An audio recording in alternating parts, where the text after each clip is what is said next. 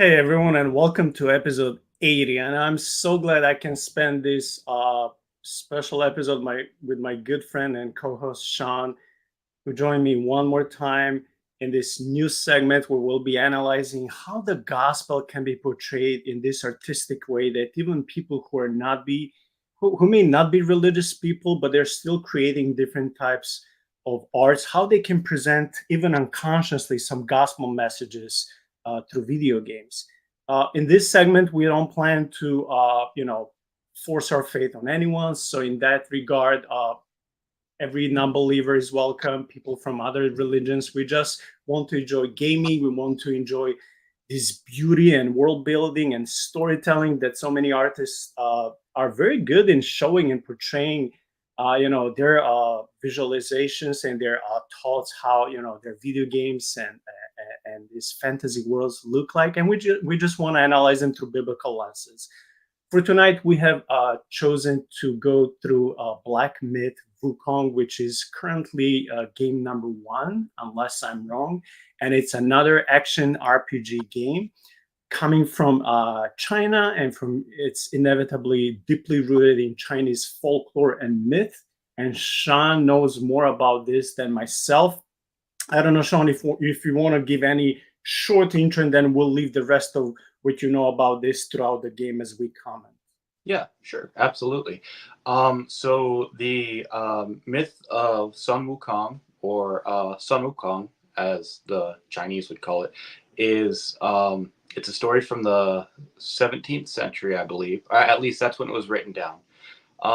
And it is a wonderful story about the. I would say that it is. Kind of an archetype for the rise and fall of man. It has also inspired a lot of works that we may be familiar with, such as the Dragon Ball series.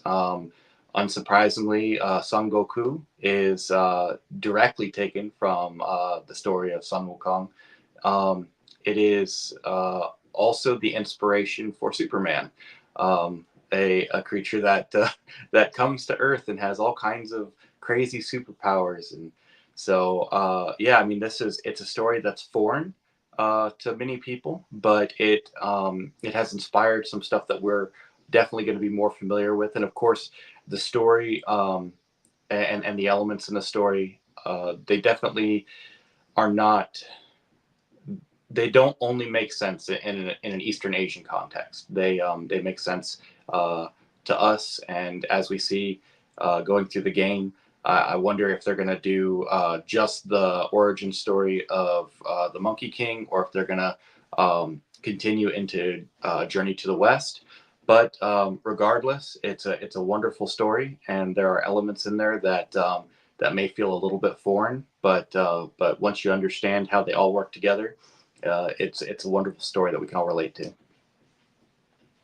Thank you so much for that intro. Like I said, I didn't know these things. Again, we'll be using video, which is only 18 hours and 24 minutes long, from our friends from MKIceAndFire webpage. I mean, it's a YouTube channel. Please subscribe, support them. They have very close to 4 million subs.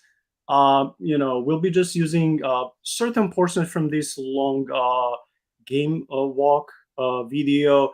Support the game, support the authors. It's a phenomenal game. No wonder it got 100 out of 100. Okay, some reviewers could be biased, but still, it's considered as one of the most beautiful and one of the most fun and interesting games at this moment. So yeah, let's just start from the beginning. And again, I'll be skipping to check some other bosses and some other world setting. We will go from forest to desert, winter season, and snow and ice, because I want to see how the designers managed to portray all these fantasy worlds.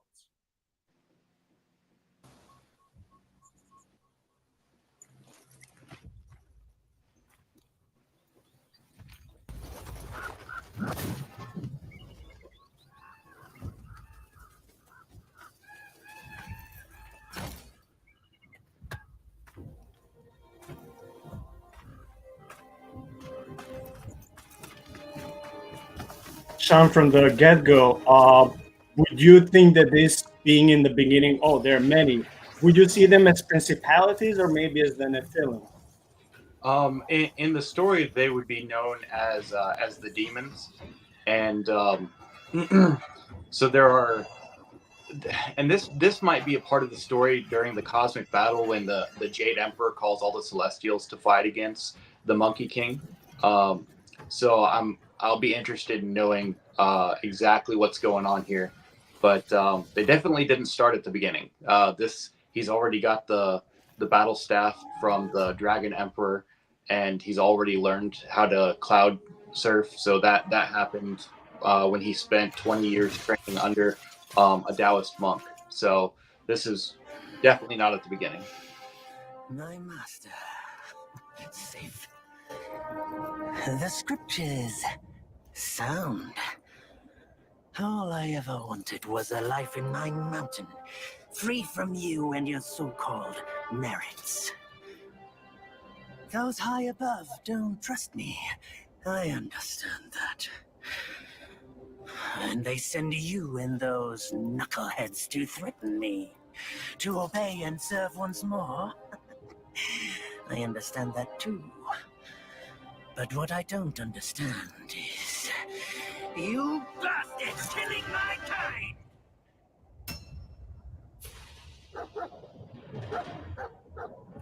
This is probably how in all the action, hero movies or superhero movies, it feels like when you're alone fighting against the whole army. Yeah.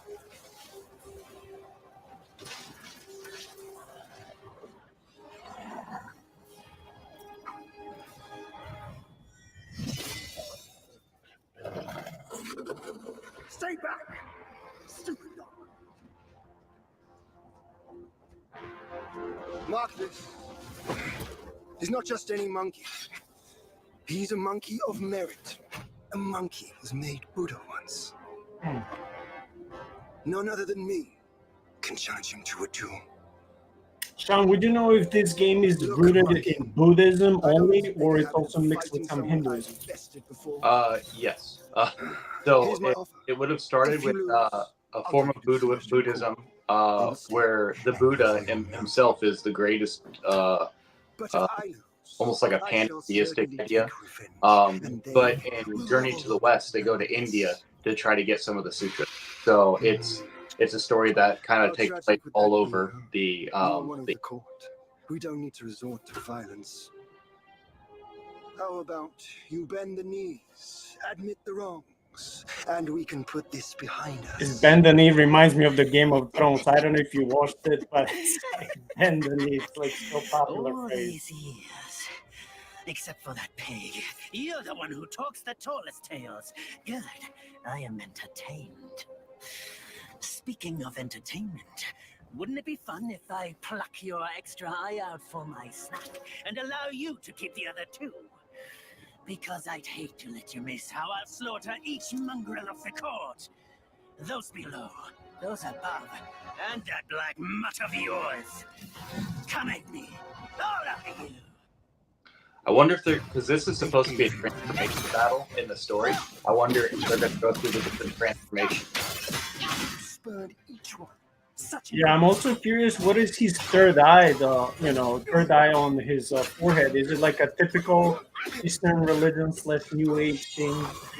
Special knowledge and revelation, or maybe even some divinity. I'm assuming that's what it's supposed to be. It doesn't really say in any of the versions that I looked, other than it is just that he has a third eye.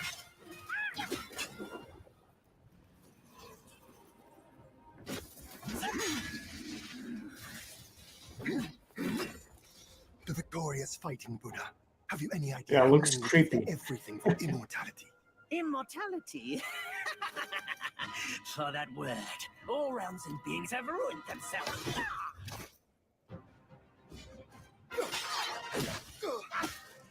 Yeah, it does say Erlang, the sacred divinity. So in a way, he's sort of a god with small g, I would guess. Yeah.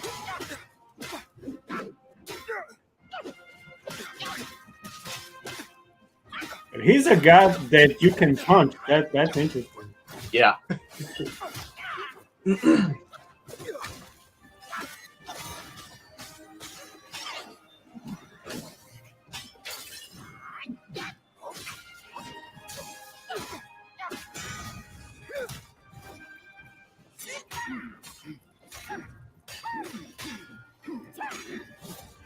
The Celestial Court welcomed you, foul monkey, yet you remain untamed. None shall save you now. Celestial court. How close is that to Dr. Heiser's in biblical theology, heavenly court or the divine council? This is very similar. Absolutely. You have this pantheon of gods where, under certain conditions, you can walk in, maybe be part of this council. Yeah, by this point in the story, the Monkey King has become immortal like 5 times over. There's a whole bunch of different backstory that goes into this, and towards the end here, Lao Tzu, which if you know anything about Eastern mythology, he's a great Taoist. He uses I think he uses a scroll to trap the Monkey King into like this vault that has different trigram seals on it, and they try to distill some of that immortality out of him, and of course it doesn't work because he's immortal like 5 times over, and then the battle continues to ensue. By this time he's already defeated heaven once.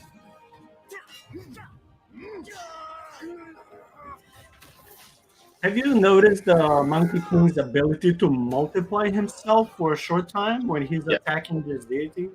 Yeah, he has a trinket that allows him to multiply himself, but he also has demon armies that he summons, that are all the demons that he fought to protect his monkey kind. So he was king of the monkey. That's why he's called the Monkey King. Taste my axe.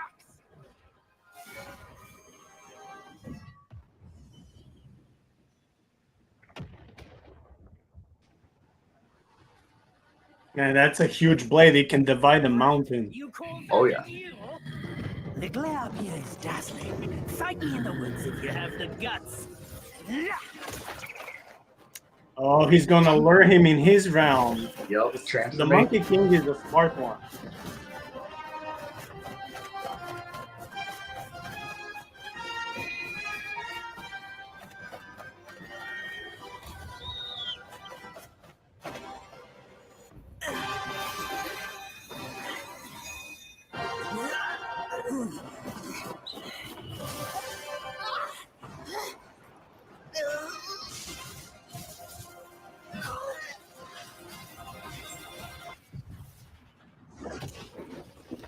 Wow. So they took artistic license with that. He doesn't get the band on his head that controls his powers until the journey to the west. So all this takes place in the first story, and then the second story that was already after he was crushed under the 5 elements. Wukong. A hero who treasured his freedom above all else. Buddhahood he attained, yes, but cumbersome. This Buddhahood he attained. It reminds me the opposite of, in the Christian faith, as we being transformed into the image of God, right? Theosis. These guys, Buddha, going to the Buddhahood, the state of divinity, I guess, of becoming more like Buddha. It's a similar concept. It just leads to another deity.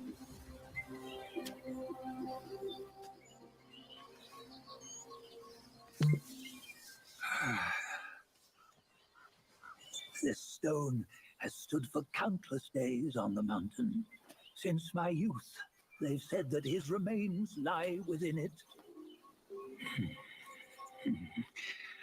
Unbegotten, undying, such is the nature of a stone monkey. Though his body was broken, his spirit endures. Oh my God, this is almost like resembling Christ, unbegotten. Even though he was broken, his spirit doesn't die. This reminds me of Jesus. I mean, I don't know. Those are the 6 senses of the great sage. Yet no one has ever seen them, not in centuries. I'm old now. Venture through all the lands I cannot. And he speaks like Yoda. Yet among you, there might be one who is destined. One that shall recover all his scattered relics. And upon the return of the relics to Mount Tuaguo, he may yet rise again. And it has to do with a mountain. Again, another biblical concept in ancient Near East of the divine mountain where gods dwell. That's right. That's a cool intro, honestly. A lot to think about. It's not just amazing graphics and animation and sound, but it's also these spiritual messages.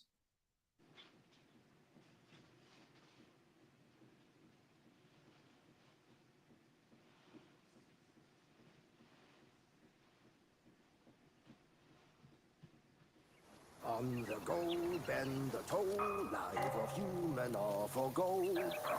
Nowhere better than a home. We to death and ever grow. Huh?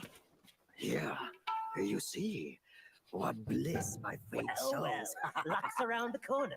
Seems like you just fell from a fruit tree here. Perfect timing. This peach knew I needed a snack. You sneaky rascal! Dad fooled me! I'll make sure you regret it! Oh wow, it has the ability to transform into an object. Mm-hmm.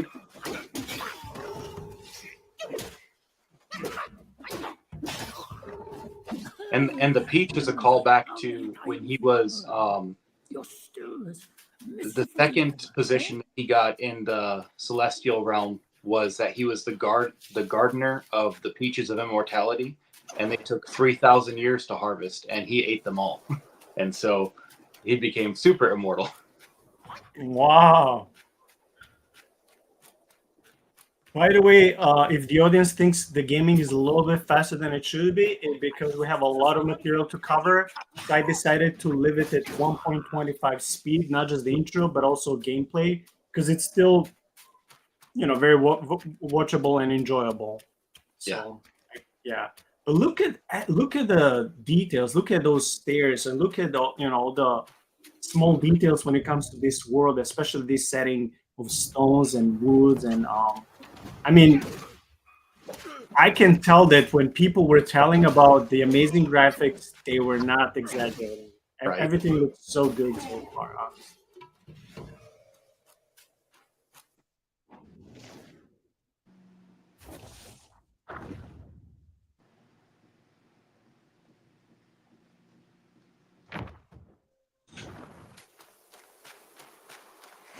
Our king is fully prescient. Someone did so well after all.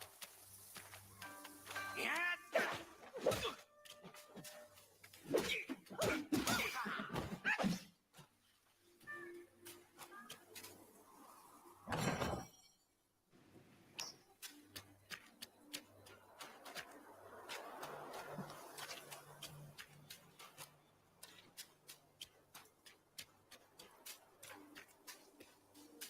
Would you know what is this like golden dust? I know it's showing him the way, but is there any spiritual meaning to this? What you waiting for? Plug your head and make an offer. Not that I'm aware of. I think there's a few things in here that are just kind of for gameplay. I mean, the mountain that he lives on, the flower and fruit mountain, was like it was like his paradise. So there really wasn't very many enemies there. I, the keeper of Black Wind Mountain, have long been waiting for your arrival.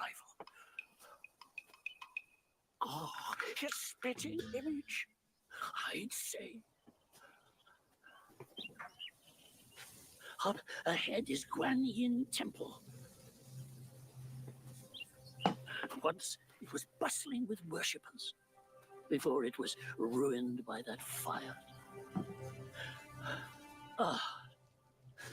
Then the temple was rebuilt.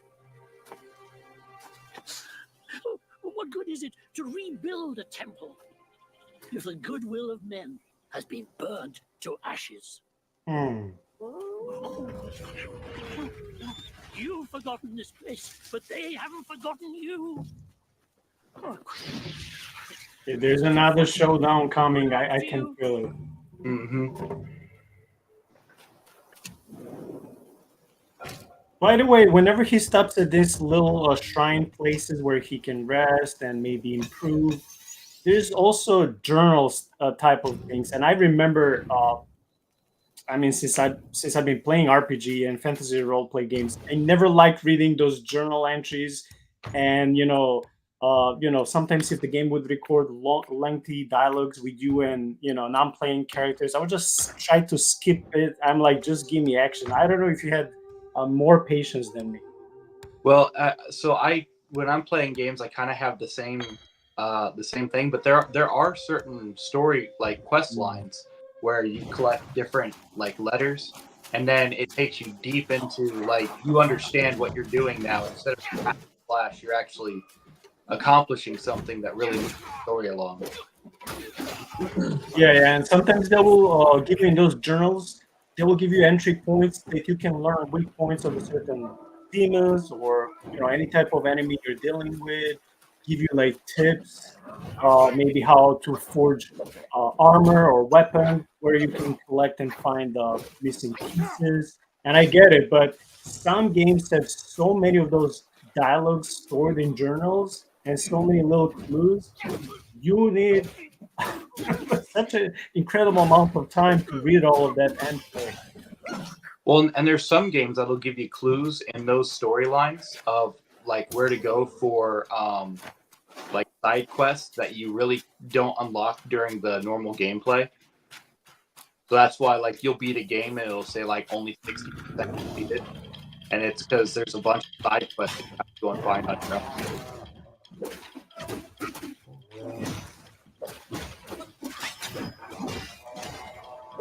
I like this mini boss. Looks cool. Is it a goat? A goat demon? It says Bull Guard. Okay, bull guard. There was a bull demon on the Flowers and Fruit Mountain when he came back after studying with the Taoist teacher, and so he came back and the guy was basically being a tyrant over the monkey. So I don't know if that's a kind of a callback to that.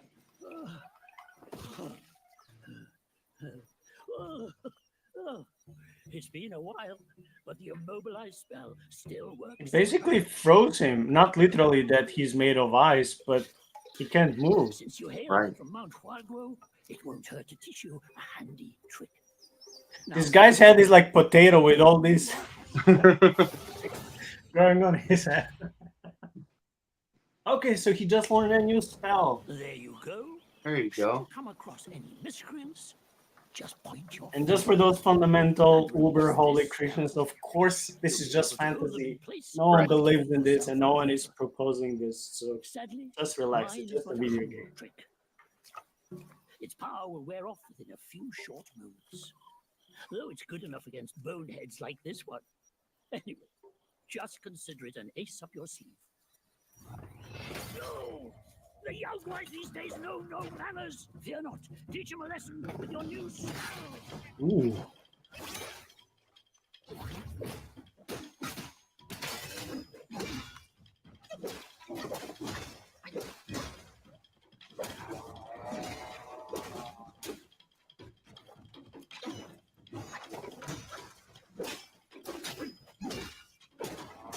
Basically, all of these Souls-like games are difficult. I'm not saying this one is difficult because I don't know, and they're very repetitive because it's like, go through the end of this level and then face the boss or the mini god or god of this level, that has certain characteristics, and then when you kill it, you'll acquire a special ability or weapon and move forward. And that always used to bug me. It's such a copy paste in all RPG games. And then I realized, well, in biblical theology, in Bible, in real life, people who deal with supernatural warfare, they are all these territorial gods and fallen Elohim. And it makes sense if there is a certain, principality that is guarding, I don't know, let's say it's a forestry area or it's like a watery area or it's like a desert area. So then it could be that the demon or the mini god of that location could resemble the attributes of the region that surrounds it.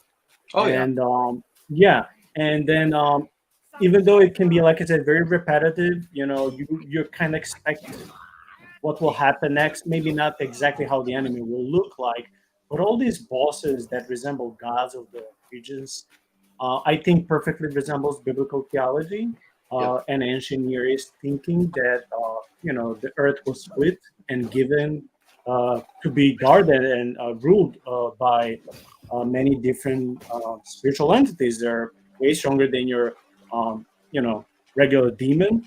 And in many RPG games, when you see gods, basically these huge, extremely powerful bosses at the end of videos, that's what they resemble. So when I watch or play video games, RPG games, with this mindset, I can understand why.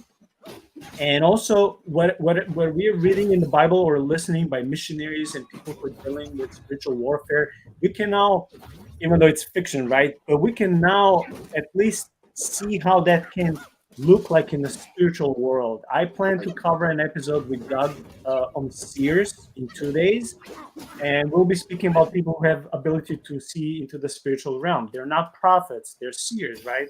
Right. So I'm just trying to visualize because I'm not one. I'm not one of those, seers or prophets. But I would like, because I've read the testimonies of so many people who are able to see so many different entities, plethora of them, demons, entities trying to invade people's homes, trying to intimidate them, local principalities at the airport or woods or regions. They're like more with forest and less of civilization, people who can see into these things, and now watching the video game that basically puts all of that together, even though unconsciously, because again, most of these authors, they're not people of God necessarily, but still it helps me to enjoy and see, okay, so even though I'm not this character in the game, I can play as him, but I'm not him. And even though this is just a mythological game of fiction and a lore of China in this example, or any other country when we cover other games, it still resembles me, the biblical worldview, and gives me that new spice and pleasure when playing game, because now I can finally correlate a pleasure and art with something deeper like theology. And Right. I don't think so many Christians understand that. No, I think you're right. I think that that a lot of Christians, they think that theology is this abstract thing that is kind of reserved for just your Bible time and devotions, and it doesn't really affect the rest of your day. But with things like this, like art and games, literature, fiction, we're able to take what happens in our devotional time and in our scripture reading, and then use that as an interpretive lens to try to draw the good out of those things. I think some Christians may think this is a blasphemy, but when I interviewed a very well-known Christian book author, professor, Dr. Louis Marcus, he told me that he enjoys the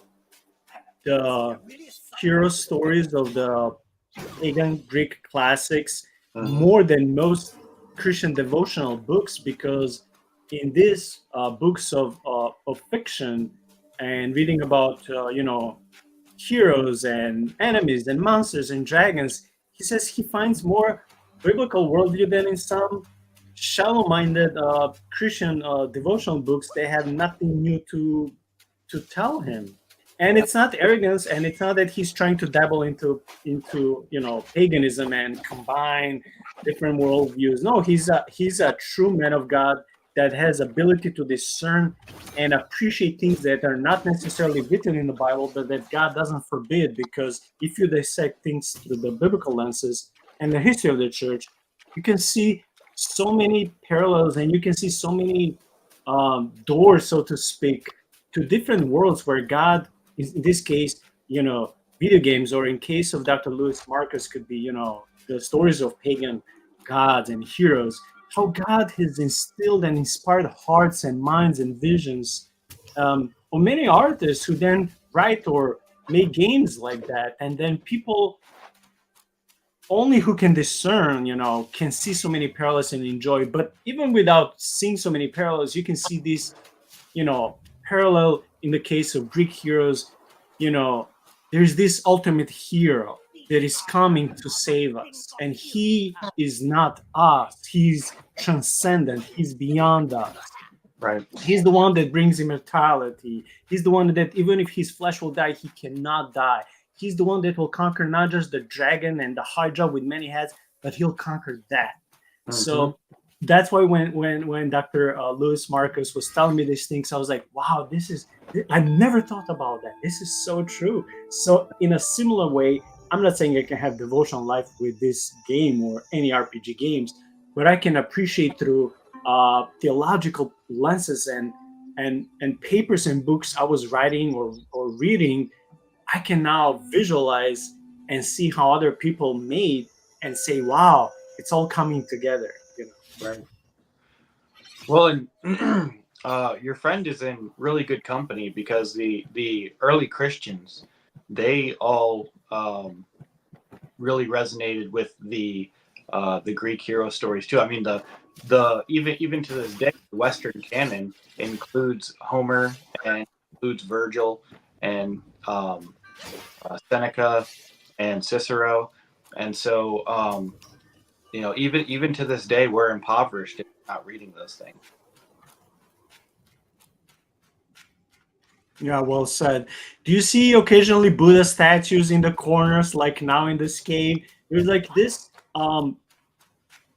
inevitable part of religious aspect, and they're not trying to hide it because, like you said, this game is the lore of the game is deeply embedded in Chinese mythology, and it's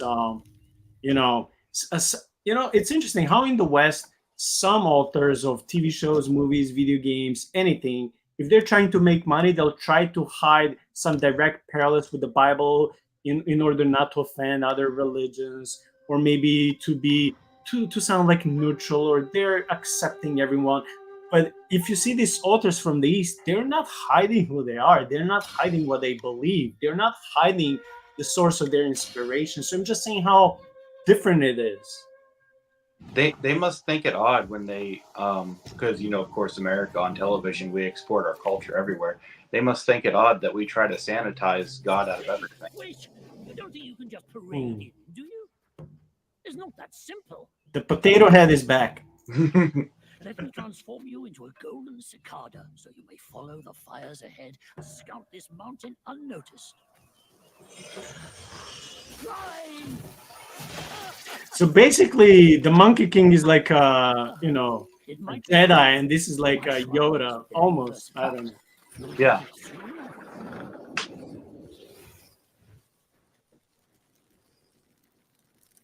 And he can transform into an insect. Wow. Yeah, Did you know about this?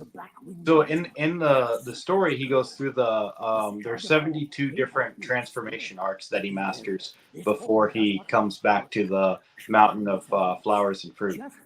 So I'm not sure how many they're going to go through on here, but yeah, there's 72 different transformations that he has to unlock. Okay, now I'll skip to the next segment, which is 258.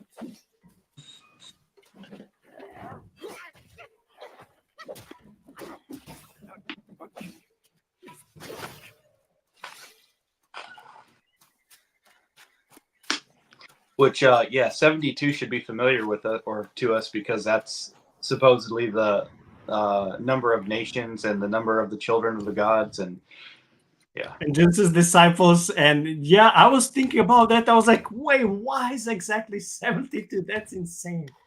Yeah, and if you look at a pentagram, between the points, the angle, the arch there is 72 degrees between each of the points. Wow, that's insane.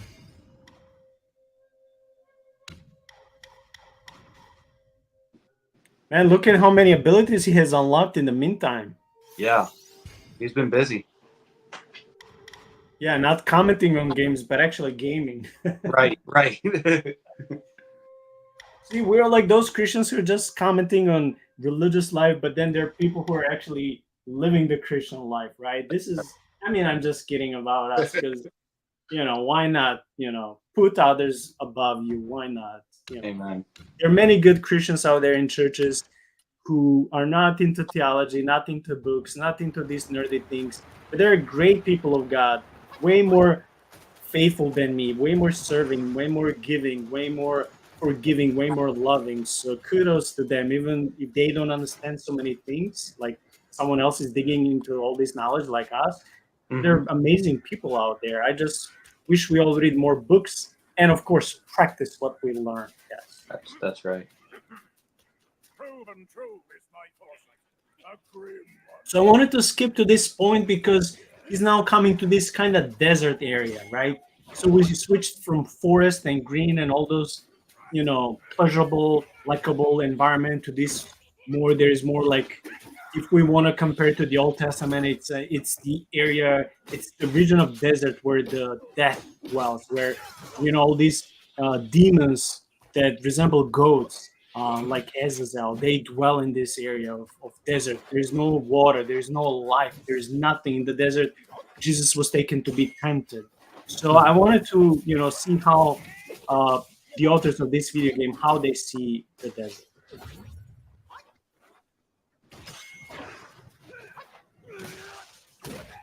And of course, there are rats in the desert. Right.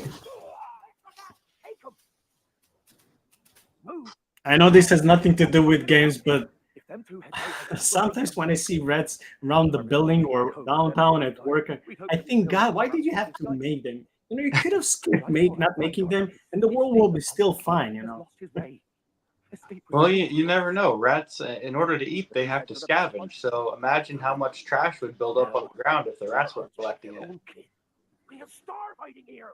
Let's get out and get this over with. Why are you still here? Don't put me in danger. Be off. Patience there. Patience. We dash out. I'll cut them 2 heads at a time, kin or not. Patience there. We dash out.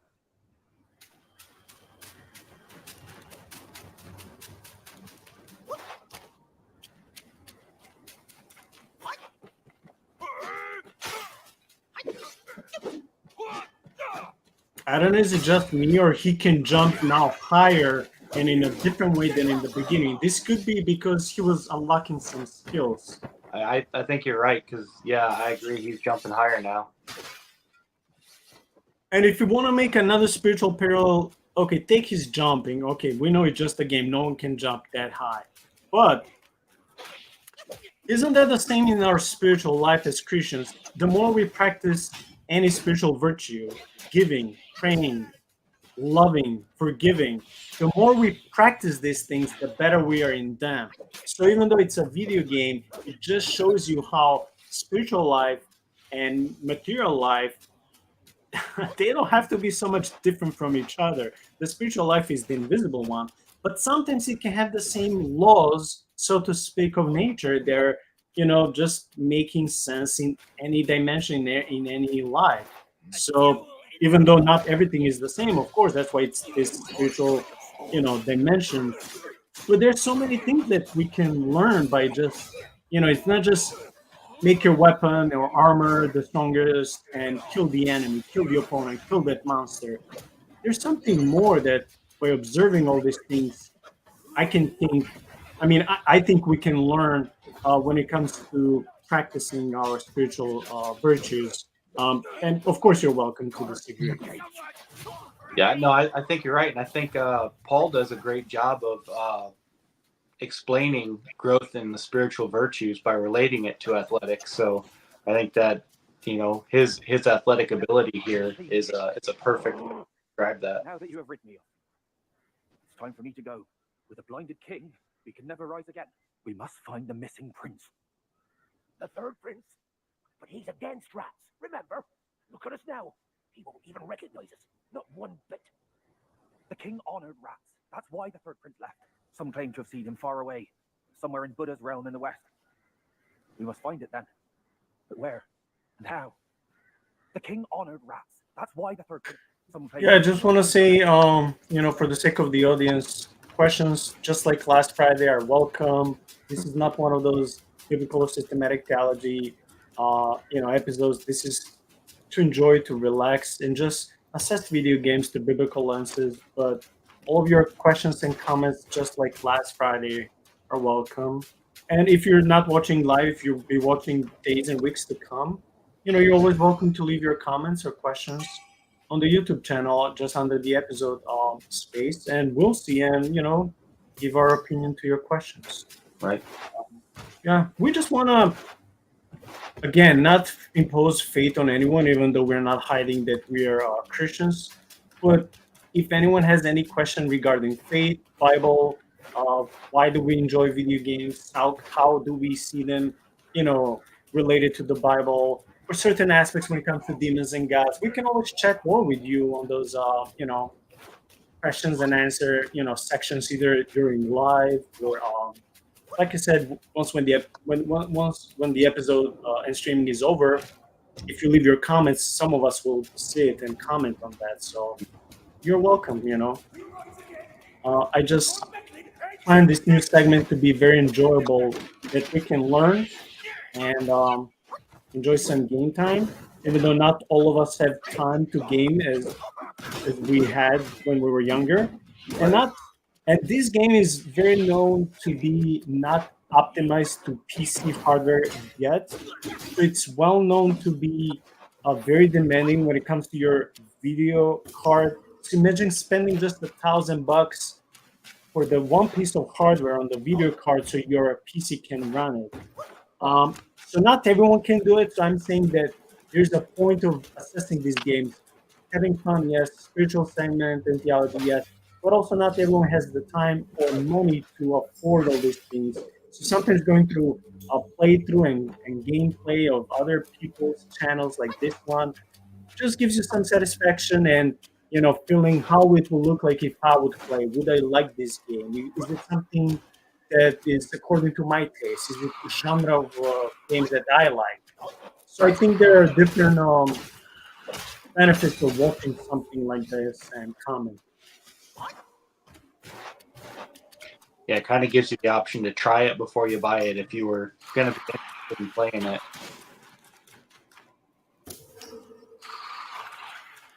I mean, I have to admit the game is excellent so far. I wouldn't say, like some people, it's the best game ever made. I wouldn't say that. To me, Witcher 3, Half-Play, original Tomb Raider, these are one of the best games ever. But of course, all of us are objective when it comes to what we like. Right. But it's certainly a great game. So, I'm expecting in the near future some expansion packs or DLC packages, so we can see more bosses and some extra world building. That will be fun.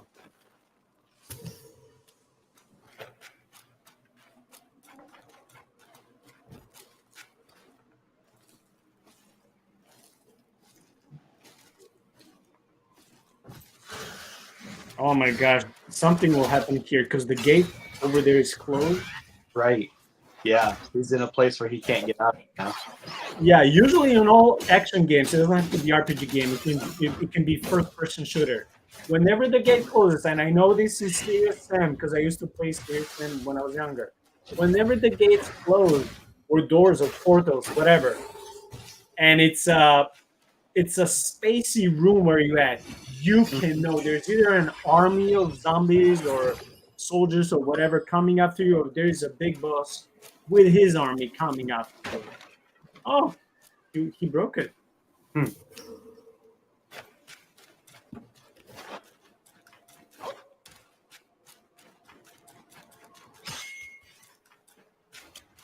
Shaun, since we're analyzing Chinese mythology, do you know anything about historians, scholars, theologians assessing the original Chinese religion that came before polytheism and saying it was monotheistic, and some of the portrayals of their original Chinese Most High God and some of their own commandments, they say that it almost perfectly resembles Old Testament. Do you know anything about it? So I've heard some things like that. I think I watched a lecture a couple years back where they were saying that the pictographic, I shouldn't say pictographic, but the characters of the Chinese language that certain characters depict biblical motifs, and that the Chinese used to have, like you said, a one main god. So yeah, yeah, if that's kind of where you're going, like yeah, I'm kind of familiar with it. And you know what? It's not just a saying, because a lot of internet sayings and those so-called internet self-proclaimed scholars, anyone can open their own webpage or forum or blog and write nonsense.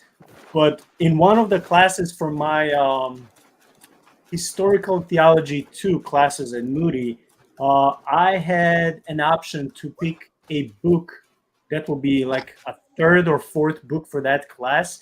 And I chose this book, which of course is not here, it's somewhere else because I didn't plan to show it. So Right. it's in my main room on another shelf. And the whole book is very thin. It was written by different authors. Every author would contribute with a chapter, maybe even two, and it goes to different cultures in Africa, in Asia, uh, that have these ancient monotheistic beliefs, and they're comparing them with the Bible and saying, "Hey, could this be resembling Romans 1? How God has shown Himself, but not just through nature, maybe even in a supernatural way, of course not through Jesus, but in a way that we're not aware of as Westerners. And Right. there's some very interesting um, articles and essays in that book, and also a lot of divine counsel motifs. When I was reading that, I was thinking, wow, this is so much to do with what we are learning from Dr. Michael Heiser and John Walton and some other scholars. And I just want to say that they also mentioned this Chinese ancient monotheism and their main deity before Chinese religion became more like a pantheon and pluralistic. So it's not just a saying. There are scholars also from China who are saying this, and I thought it was fascinating. Yeah, and I expect that would be the same with all very ancient cultures, that they would all have roots that go back to a monotheistic religion, because of course God is God. Yeah, yeah. I mean, Plato is called Plato was called something like the first Christian, like the Christian before Christian, something like that, because some of the stuff he wrote about God's attributes and characters and the universe, uh, Christian theologians and philosophers to this day, they're using that. Right. And I mean, did God really reveal himself to Plato? Because some of other writings, they don't really resemble the Bible. So the answer is like, we don't know. Maybe when I spoke with my former professor of philosophy, he believed that God did reveal himself to Plato. But if you ask some other Christian scholars and theologians, they'll say, we don't think so, even though Plato had some interesting revelation. So it's hard to generalize. Yeah.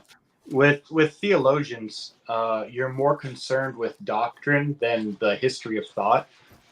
Philosophers would be the one that you would want to ask about that, because obviously they're interested in where these thoughts come from and how they're sourced. And so a Christian philosopher would be um, someone who might be a little bit more. They have less to hide. That's the wrong word. Not to hide. They have less skin in the game when they're saying, "Hey, this is like the history of how this thought developed and where it came from and where it's sourced," versus a theologian who's like, "Well, no, this is a doctrine and it comes from the Bible. And before the Bible, we didn't have this doctrine, because how do you have a doctrine without the Bible?" But as you can see, there's lots of cultures come together and there's an exchange of ideas, and God was sovereign over that, right? So people, I mean, Paul would be talking nonsensically when he says that God is not far from any of us, that if we grope, we might find him. Mm. He wouldn't be making any sense if you needed first the completed revelation of God before you had any access to him.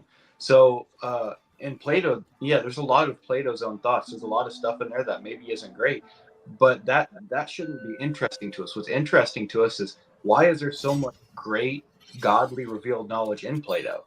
And so I would agree with your philosopher professor that, hey, I think that God was revealing himself not just to Plato specifically, as if Plato was a prophet, but God was revealing himself to all peoples at all times, and to the extent that they were able to receive another thing, because the heavens declare the glory of God. Yeah.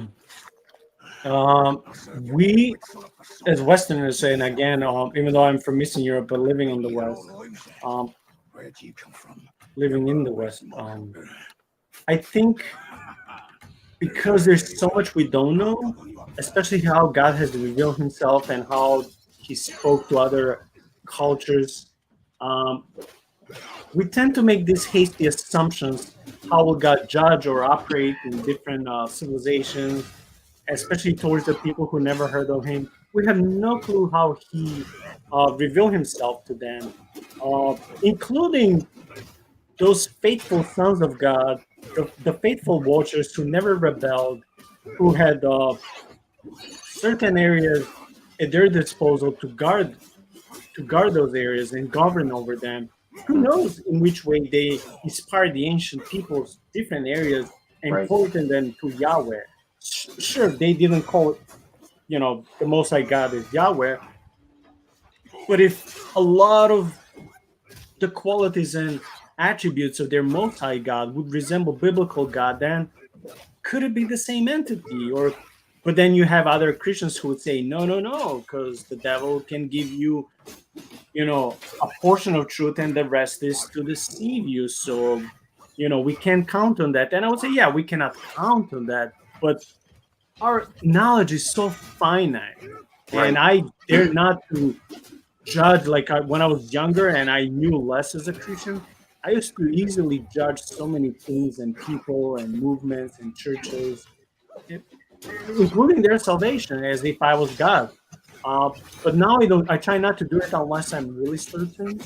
I would just say I don't know. I know that God in His in His goodness, in His wisdom, in His sovereignty, why wouldn't He reveal Himself to other people? Just like nowadays, He's been revealing in the last I don't know how many decades to so many Muslims in places where there are no Christians. They'll have visions of Jesus and suddenly have this radical conversion. So why not? I mean, God is still the one who speaks, who reveals, who does miracles, and I mean, there are no limits to how He can operate. No.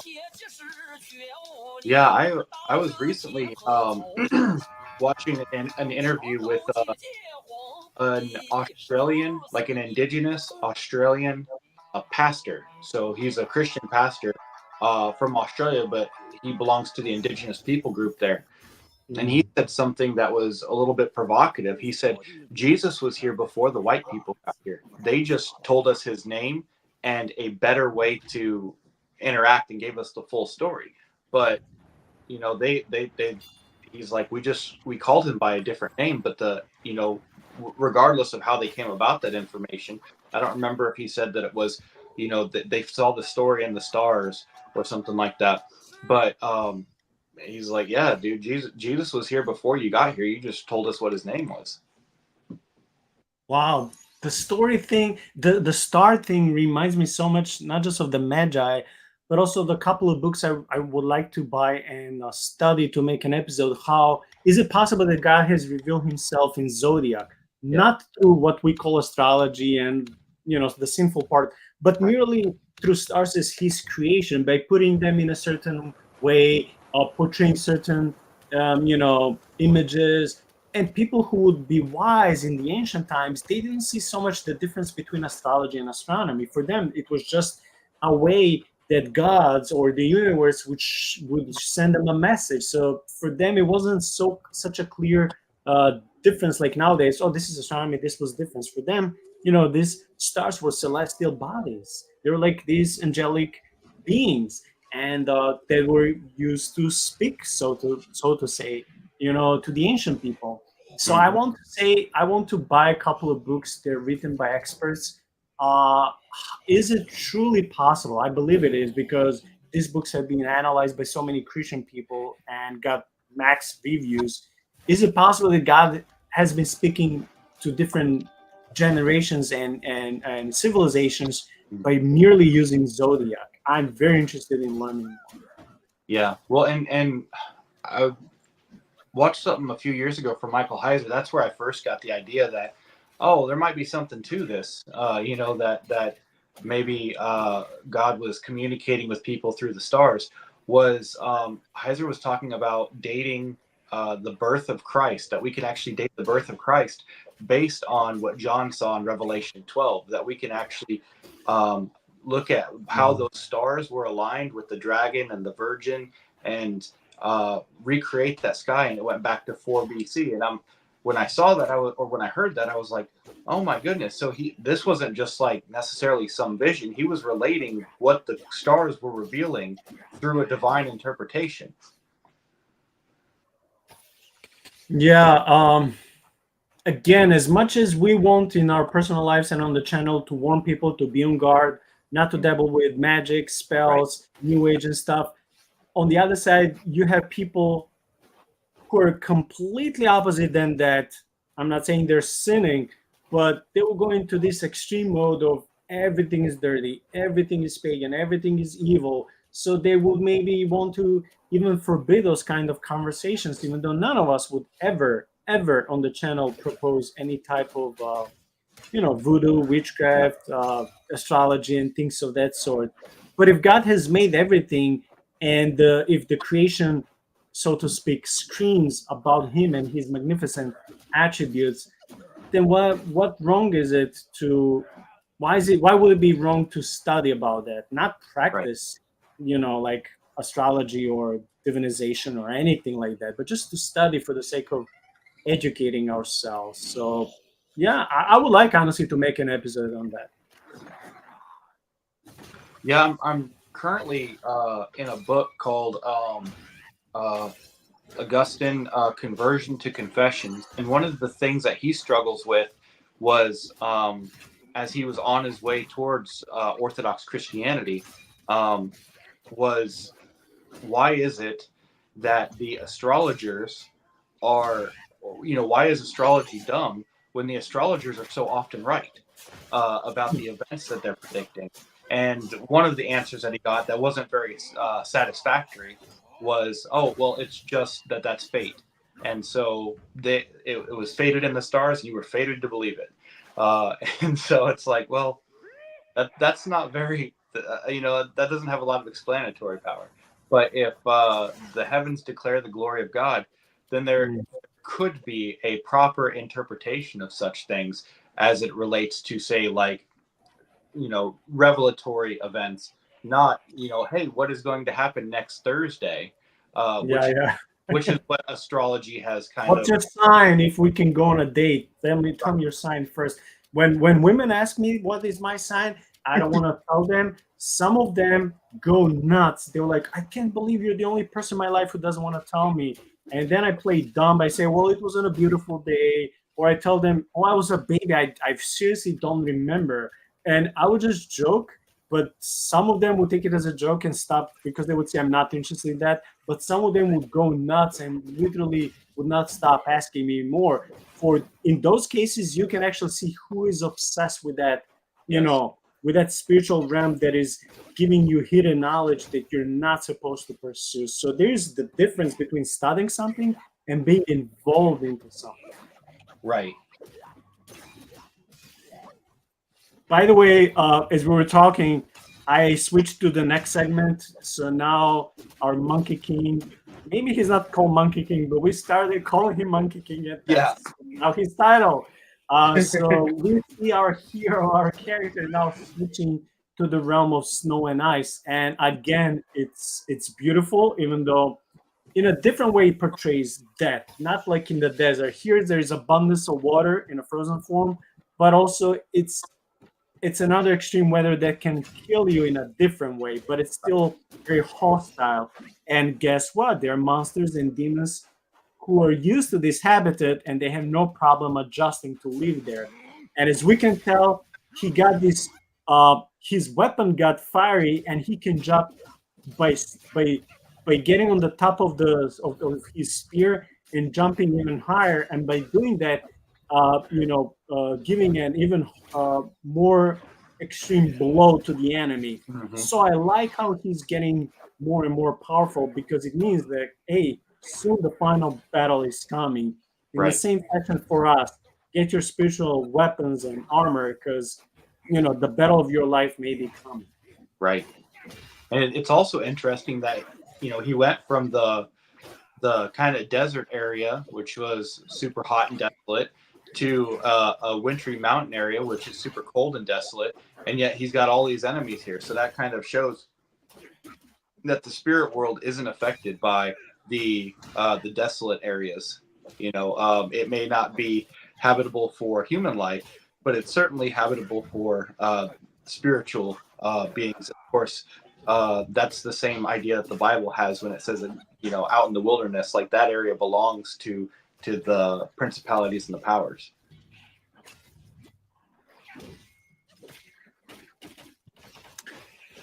Shaun, here's a difficult question, and I'm grateful to you that I just thought of. So I'm sorry for that, but we don't know. We just want to hypothesize and think about it. When you hear or read about so many demonic manifestations and activity, both in the Bible or maybe through your friends, church, people, pastor, or us reading so many paranormal, supernatural stories throughout the world. Um, this world is infested by demons. Is infested. So sometimes when I think, and here's my question to you, sometimes when I think about this issue, and just like you said, demons don't have to have a habitat that is pleasing to people to dwell there. They can be anywhere and everywhere. My question would be, well, how many of them, if they're coming, if the theory is correct from the temple literature, that they're coming, as the disembodied spirits of the dead Nephilim, of the dead giants, then how many giants were there, if the theory is true, that demons are coming from the spirits of the dead Nephilim? How many giants were there? Because there's so many demons inhabiting this world, this planet. I don't know the exact number, and no one does except God, of course. But I was thinking, could it be that we're talking about millions and billions? I mean, I know this is mere sci-fi. I don't want to think that there are like millions or billions of Nephilim or giants out there. But I mean, when it comes to demons, so many people in the world who are dabbling with New Age, with astrology, with magic, with summoning ghosts and spirits. All of these people are dabbling with demons. So we are speaking probably again of the number of millions, if not billions, of those little bastard spirits inhabiting the planet. Have you ever thought about their number and quantity? Well, and one thing that we kind of have to remember is that demon is a just like angel. It's not a technical term in the scripture. So when we talk about demons like the possessing demon, right? Those are the ones that we would agree with people like Heiser, that and like the first century Jews, who believed that they were the disembodied spirits of the unclean mixture between angels and men, right? So those are the ones who are trying to possess bodies and inflict all kinds of torments. But that doesn't exhaust the inexact category of demon. And in demon, you also have principalities, powers, rulers, all that. When you're just talking about demon broadly, so these areas and spaces that are infested with the demonic, some of those could be fallen angels. Some of those could be the more technical term demon, that is the disembodied giant spirits, and then some of those could be things that we aren't told about, right? The pagans believed that there was a spirit to trees and rocks and stuff like that, And for us in our Western minds, it's hard for us to conceive of a world like that because we have a mechanistic view that everything works in a very mechanical way. But humans never saw it like that before. So we're really the outliers on that. It could very well be that there are spirits of place, spirits of land, and that some of them are siding with the enemy and some of them are siding with God. And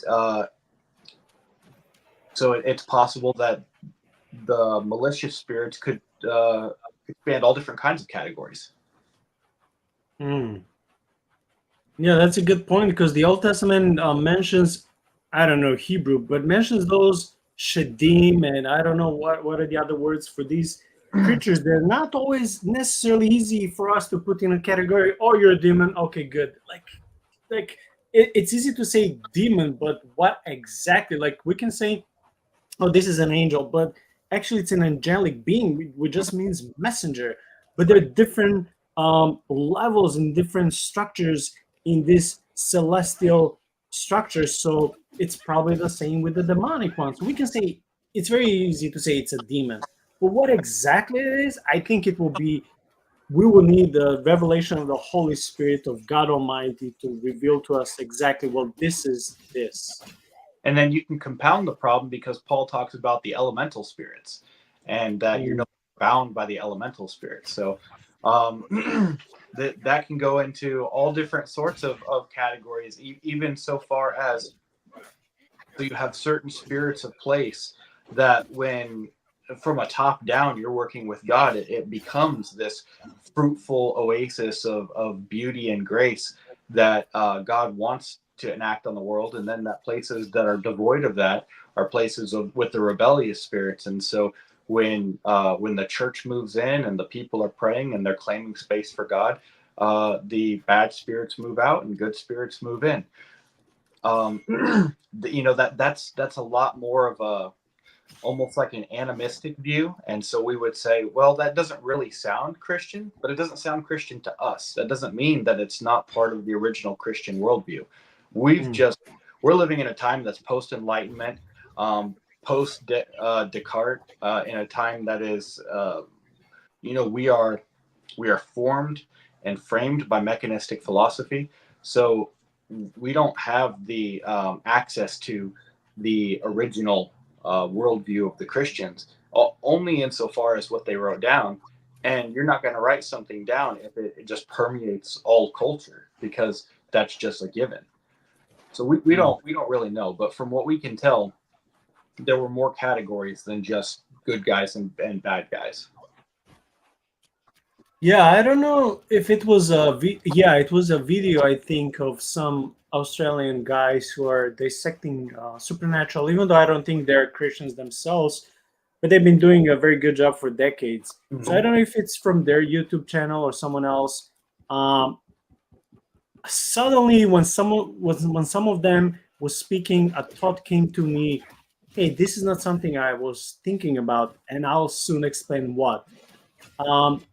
Namely, through some eyewitness reports of park rangers or, people who like go hunting, and they know those woods around them. They know those, protected forest preserve areas. They've been spending their whole life and careers hunting or protecting, uh, those woods for their whole life or most of their whole life. So they know they won't be easily lost there, like someone like me who never been camping, right? Mm-hmm. And then they would encounter these paranormal activities, or they would encounter people who witness these things, and they will listen and record their stories, especially if they're police officers and park rangers. It's part of the job, right? And then one of them said, like, well, they're like these entities, these spiritual beings that did not attack and harm people, but they were like serving as guardians of forests. So they will like go after people who maybe want to do something bad, maybe hurt animals, or I'm just paraphrasing, or adding on it. I'm just saying maybe start fire, maybe cut a crazy number of of woods, destroy it in any way. And like these spirit beings will not harm you if you're just walking there, going with your friends or family and minding your own business, just admiring nature and moving on. But Right. then to some other people, maybe they would be harmful if their job and mere existence as immortal spiritual beings would be, hey, I put you, and who put him? Now that's enigma. Mm-hmm. So someone would put them, and their mere existence is only that region, and in this case, to protect the forest against its abuse. So once when I heard about that, I was like, I never thought of that possibility. Just like you said, could it be that not everything is classified in black and white? Everything is evil or good. Could it be that, when Paul is mentioning those principalities, powers, authorities, and us wrestling against them, could Mm-hmm. it be that now not all of them are fallen? Because I think so. Sounds like, seems like. Could it be also that some, even though they're not necessarily coming to serve us, like protect us and send share messages like the regular angels, could it be that some are just sticking in their territory, and like I said, they're not hurting you unless you go and try to use and abuse that region that God made and put under certain rule of certain beings, and authorities. Mm-hmm. And I was just thinking it makes sense, even though of course I cannot open a specific Bible verse and say yes, this is true and amen. Mm-hmm. You know, I cannot claim it like that. But once when I heard it, I started thinking about it like it's not completely senseless. It does make sense. Well, and that reminds me of the cherub that was put at the entrance to the garden, right? That Mm. is a being that was not fallen. That wasn't a being that rebelled against God. However, that is a being that was because man had fallen, turned against man. Because man was no longer exhibiting the traits that were necessary for him to take dominion. Um, and I'm reminded of some stories, and maybe some, being from Serbia, of areas that are said like, "Hey, man, you can't ever go there," right? Like this place is like, this is not a place for us. And yet you'll have stories of saints that live there with no problem, or hermits Mm. that live there with no problem, and it's because those people are exemplifying those character traits and the holiness that is required to have dominion over those places. Mm. But they're not there like building, cities or structures. They're out there living with the wild. I've even heard stories of saints having like bear companions and stuff, where it's like, oh, a bear should like want to rip you apart, but it's like, nah, they're cool. Wow, that's amazing. That actually gives me confidence that God is truly watching over His saints, Yeah, and that and who knows? Who knows? Maybe even animals can sense, hey, you're not my enemy. I can right. leave you alone. I don't know. By the way, I like that finally one of the bosses, and of course it's the final. It was the final blow as I started talking. I was glad that one of the bosses was a real dragon, right? Right. Okay, and we're gonna move to the last segment that I chose for tonight. The hour is 17 and minute 19. Okay, this is the last segment. I see one person sticking the whole time. I just want to say I don't know who you are, but thank you so much. Thank you for enjoying this dialogue between Shaun and myself. Um, yeah, we enjoy. So if anyone enjoys besides ourselves, thank you. I just want to invite anyone watching in the future, please keep liking, sharing, subscribing. It helps the algorithm.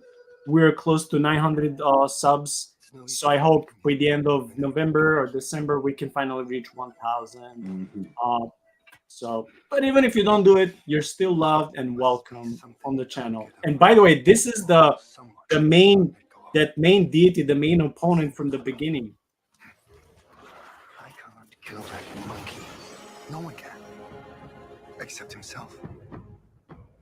But at last, I see. This is the only way.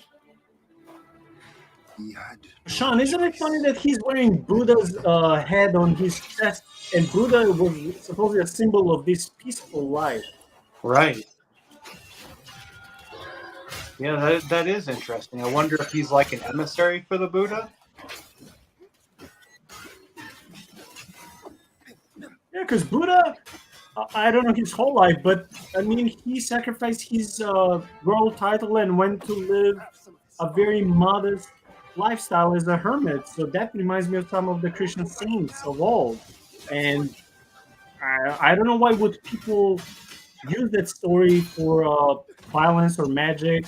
I don't know actually much about his life. How much his teachings were philosophy, and how much was spiritual and religious teaching. Right. Yeah, I know that. I know a little bit about Siddhartha. What is it, Siddhartha Gautama, or Gautama? That he was a prince that gave away all of his wealth and went to become a holy man, but he didn't like the way that the ascetics were doing it because ascetics, especially out east, they're crazy. Like they'll just starve themselves to death. It's not like asceticism, in the Christian world where it's just kind of trying to dominate the body. It's like die. So he thought that they didn't have a good way. I think that there were like magicians and priests, and he didn't think they had a good way. So he kind of did like the path of a philosopher, and so he kind of started his own path to godhood, or well, to Buddhahood. Yeah, throughout my life, I would occasionally bump into some very interesting religious articles from the East. Mm-hmm. I don't know if they will be related with Hindu or Buddhist religion, but basically, sometimes people would bump into this uh, secluded hermits of either Hindu or Buddhist religion. They will be immovable, Mm-hmm. seemingly not eating or drinking water for months. And at first look, they seem like dead, but they're actually almost like hibernating. They're alive, but they're like in a state of meditating slash sleeping. Mm. And it's like, what do you do? Do you wake them up? Do you try to take them to a hospital and just leave them alone? And it's like, I don't know. It's very enigmatic. I have so many questions. Like, how are they able to do that? Why are they even doing that? What is their goal? You know? Right.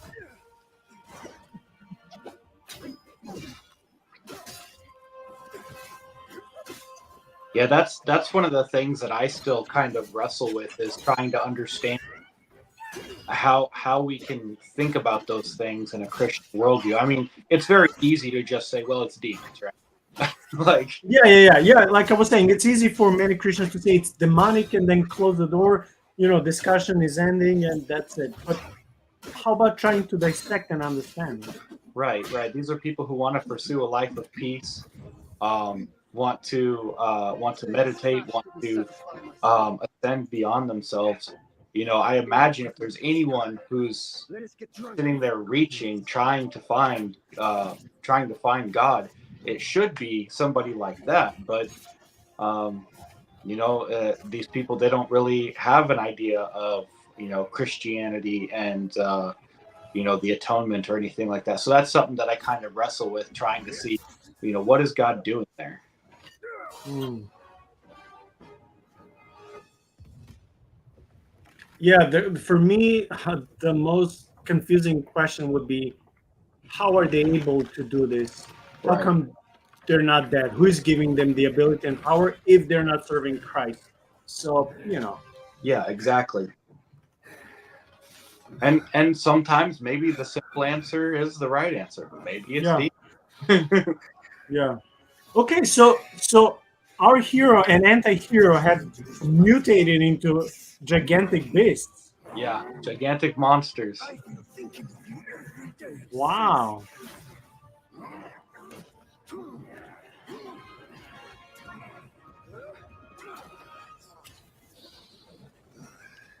This reminds me like kung fu movies of 70s and 80s with all Yeah. those amazing moves and like acrobatic moves and kung fu, and this will be the monkey style, this will be praying mantis, this will be whatever. You should first spar with them a while. The four heavenly kings. Okay, so in Revelation we have four elders bowing before the throne of God. Yeah. Or if you want to get apocalyptic, we have the four horsemen. Yeah, that's a good one.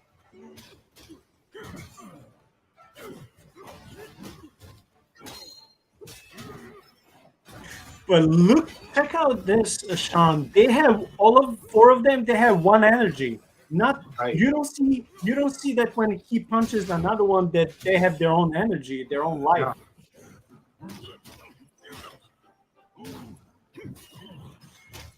So this is like Legion. It's one, but it's many. Right. What? Yeah. They are as one, even though they're fighting as four. Yeah. That also reminds me of the cherubim, right? The one body facing four directions. Yeah, that's kind of spooky. Yeah. People often think of angelic beings. Oh, it's so beautiful. I would like to see one. They're like flying and playing harps and having wings and they're so loving and chubby. But actually, the biblical depiction of these entities, I'm talking about the good guys. I don't think that's something you would like to see necessarily. No, not at all. And they have the capacity to end a lot of people very quickly. Oh yeah, they're way more stronger and powerful than us. Mm-hmm. And in a way, I think they have a lot of patience with us. If we are truly given every guardian, each of us is given a guardian angel, I think they're super patient with us. Yes. Absolutely. Yeah. Which means they're doing their job good. Right. Sometimes I think my guardian angel needs therapy. Shaun, do you think that your guardian angel has a beard? Walking with this beard, like the dwarves in the Lord of the Rings. That would be awesome. That Your would be spiritual brothers.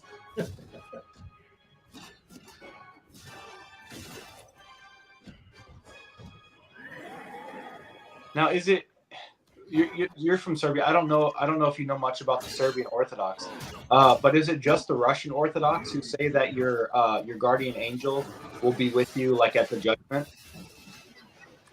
Oh, I never heard that part. I honestly don't know. Yeah, that they'll be like not necessarily like interceding, because only Christ intercedes, but they would be like advocating for you at the judgment. Oh wow! Or maybe if they keep record of our sins and good deeds, if they'll be like a witness, giving their own scroll to God, and of course my scroll will be like, God, check out this guy. He's such a mess. But Jesus, you died for him. You love him, so I guess he's forgiven. That's right. And I'll be like, Tim Jesus, yeah. Tim Jesus, that's right.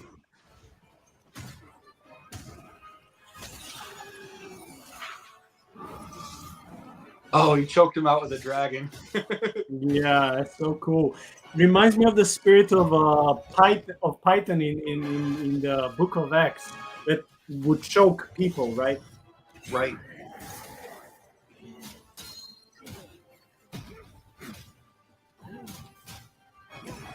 Wasn't that the story with the lady, the pagan lady, who was able to see like into the supernatural, who used to go behind Apostle Paul, saying these are the people of God?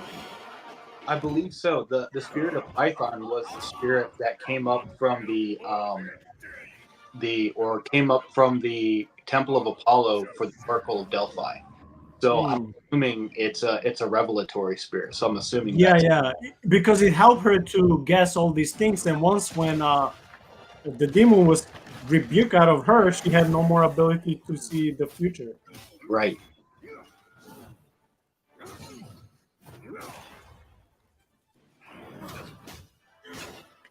This battle with them turning into giants reminds me of those movies, Clash of the Titans, Yeah. stuff like that of Greek myths. Oh yeah. Yeah, those were great movies.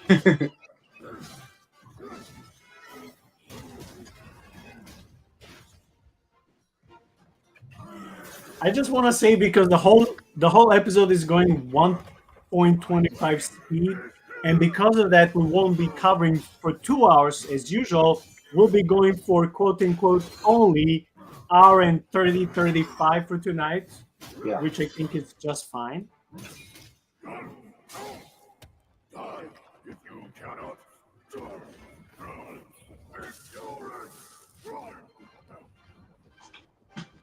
Oh man.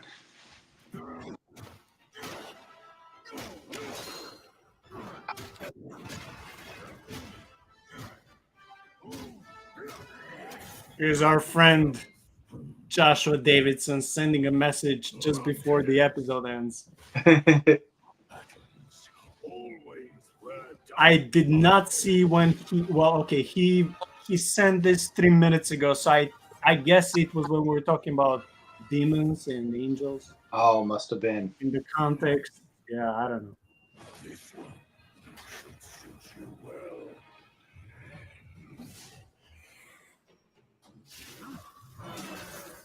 Oh, and there's a flaming sword, just like I guess it's an axe. I was gonna say the flaming sword, like the cherub. Yeah, it also has thunder, like it encompasses, a cherub, and then like we said, Greek mythology, but also Thor, right? Yeah. And it looks like lion, like a chunky lion. Chunky lion.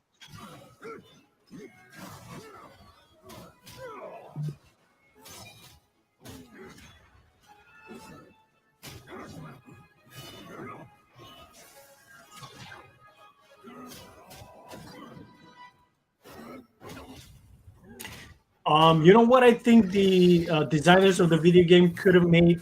In all the fighting games where you would choose a character to fight on your left side, and then you'll play against either a human opponent or computer, like Street Fighter or Mortal Kombat, and Right. then each fighter would have his own or her own special moves. Once when you get filled with energy and press certain number of buttons, you will perform certain, super power move that will cause extra damage. I wish this game would be even more amazing if our hero would have moves like that, where he will be able to cause extra damage when he'll be filled with energy. Yeah, absolutely. I don't think our He's- hero's feeling Yeah. very good. No, he's toasted. He just needs milk, milk and toast, and breakfast is ready.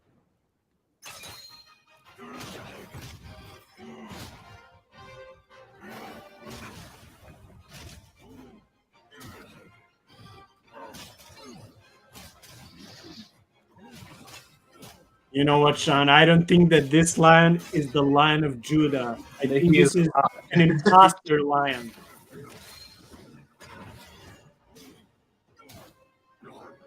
This is more like a lion that is coming, like a prowling lion trying to devour you, but his end is coming. That's right. Did he get a power up after he got almost dead?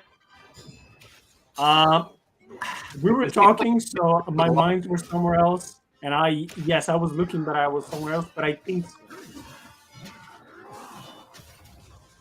One of the most frustrating things in all of these boss games fights, especially in difficult games such as Souls-like games, is that sometimes you think you almost killed your the boss at the end of the level, and then he gets power through touching something, or he summons wizards, and they fill him with energy, and you start all over again, even though your energy is not filled.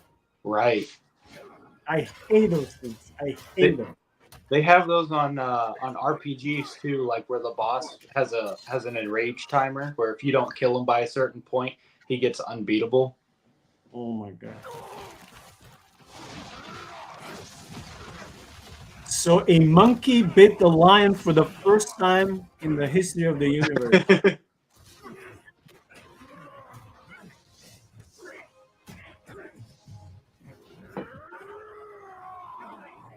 Man, this is like King Kong and Godzilla fighting. Right.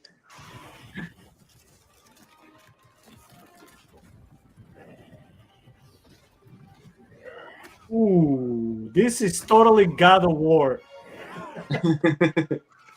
No, seriously.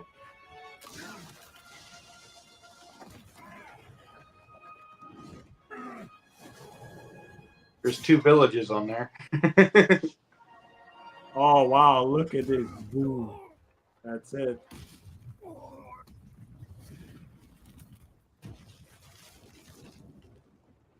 You'll need a good chiropractor after this. That's right.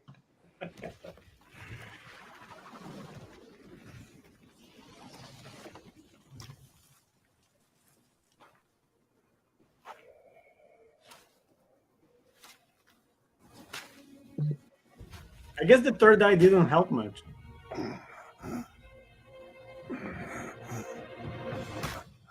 Ouch.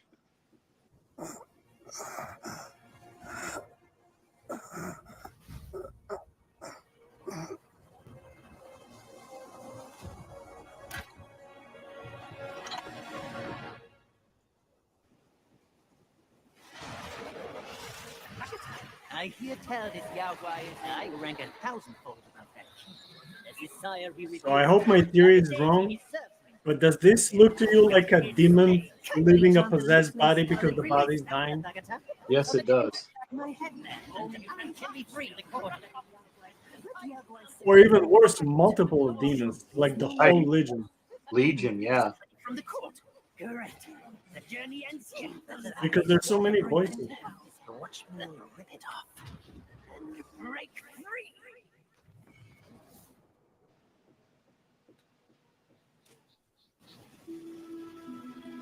free. Ooh, check out this armor.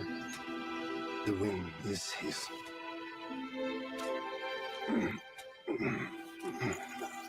My brothers tested you at my behest. All for this day.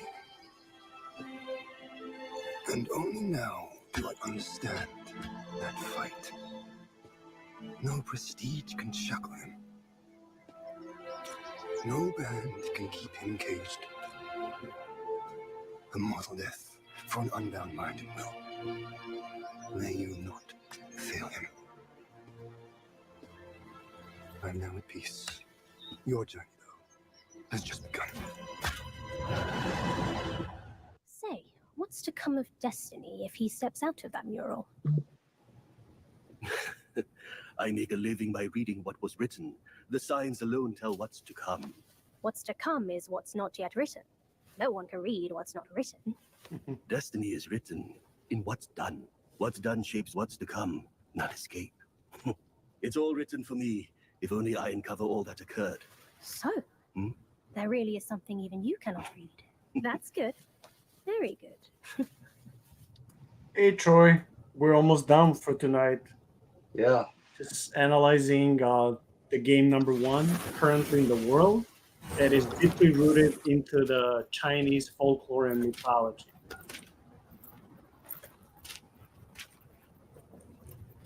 Oh, just for the sake of the audience, next Friday, God willingly, Shaun and I will be dissecting the next mega hit, which just came out for PC, and that's the last God of War, Ragnarok. So I'm looking forward because we know what is Ragnarok in the Nordic mythology.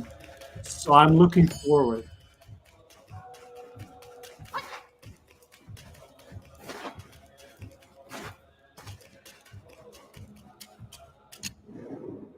So I guess there is the final boss after that one.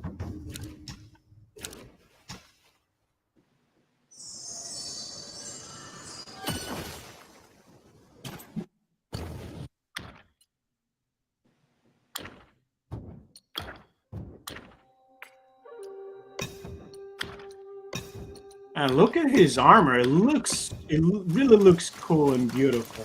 Oh, yeah, it does. But like the thing on his head, it reminds me of what crickets have, right? I was gonna say I'm not sure what the whole cricket. Yeah. I don't know if he can. We find him. He has more ability now by There's obtaining nothing but a those. rock here. What's this supposed to mean? If you ask me, this rock must be the stone egg that holds Wukong. I gave it a knock, but nothing happened. Maybe you should have a closer look.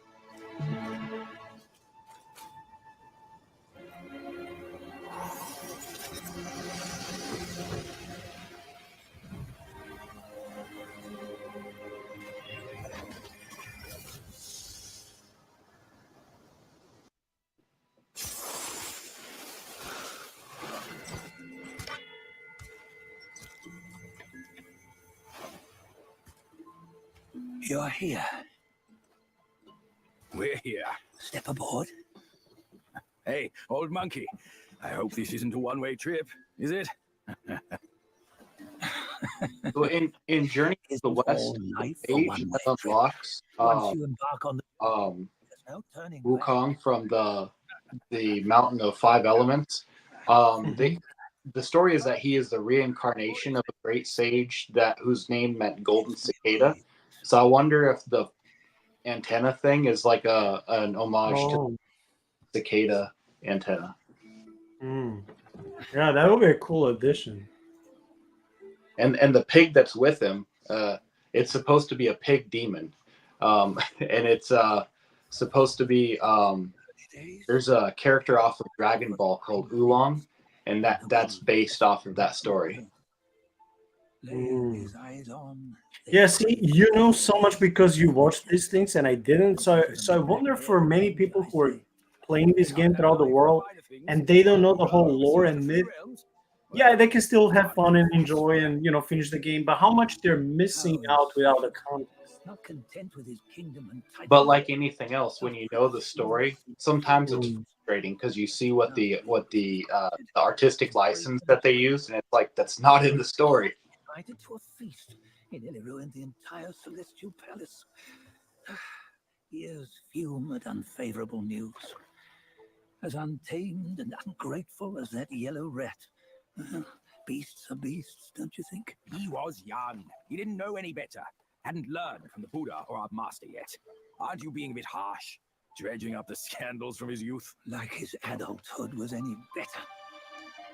This dialogue is interesting because they're talking about someone and their sins from the youth, and this just reminds me a little bit of biblical stories and God's goodness and character, how patient He is with us and our past sins, waiting for us to come in repentance, so that there will be nothing standing between Him and us, so that the sins of our youth and past would be just gone as those leaves just disappeared a second ago. Wait, isn't it that lady of some sort? It was her tricks that made Master drive Wukong away. On White Tiger Ridge, he forsook his love. 3 times he broke her into pieces, convincing himself his heart would ache no more. Yet, as you must know, he had never let go of her. Otherwise, he wouldn't have been so eager to get away from the Buddhahood he attained. Buddhahood, again, the same Much principle. love will one day bite their tongues. On this matter, he was akin to you and your many darlings. No matter where you are, you'd always fall captive to the web of mortal desire. Why bring me into this? True, I don't have the wits to break the web, but he had torn his way out since that day. Take a look, Bajia. Can you see? Many of your good friends are here. We're just fair weather friends, that's all. But they are still friends, aren't they? So you say, so it must be.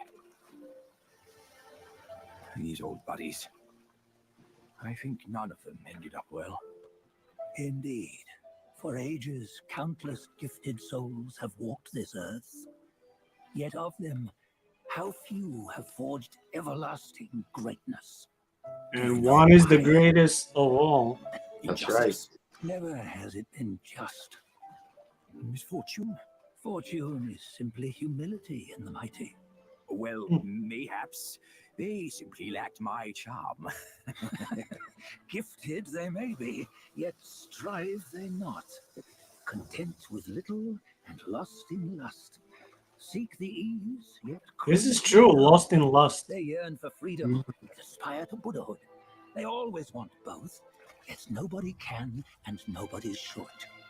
Such was the folly of the Bull King and Wukong. Destiny's favor calls for the resolution to sever all desires. You should mark well these words. Have you noticed that a lot of Buddhistic ideas This can't be are Wukong's similar to memory. Stoicism, You're like foolish, deny aren't you? yourself, um, I am suffer, of the 6 um, relics. don't pay attention to your Budget. inclinations on the flesh.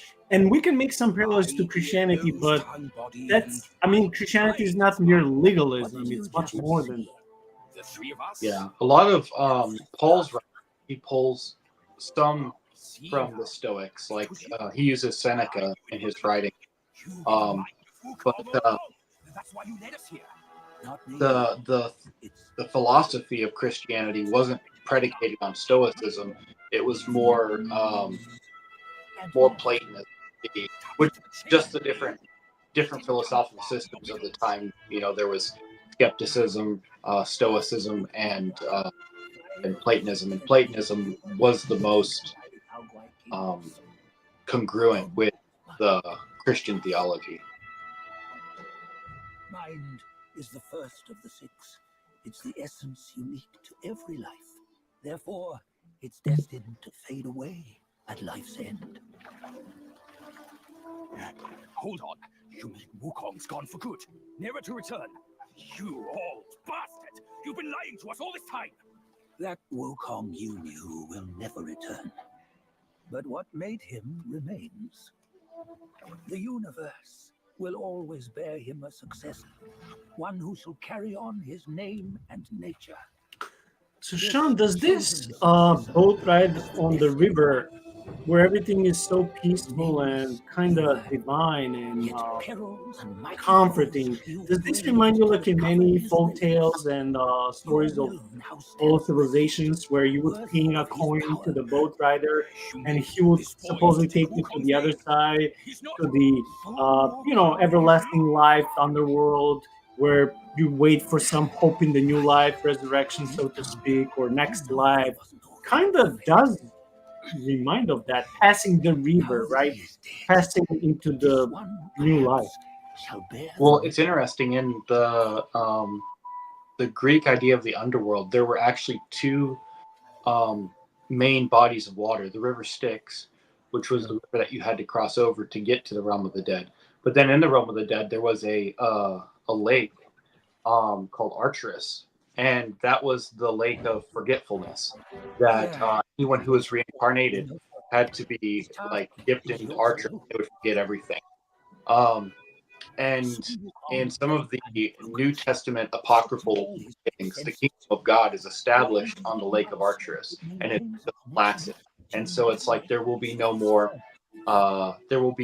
forgetfulness, but also the sins are tossed into the sea. So they're tossed into, they want to draw that parallel between the lake of forgetfulness and God will forget your transgressions.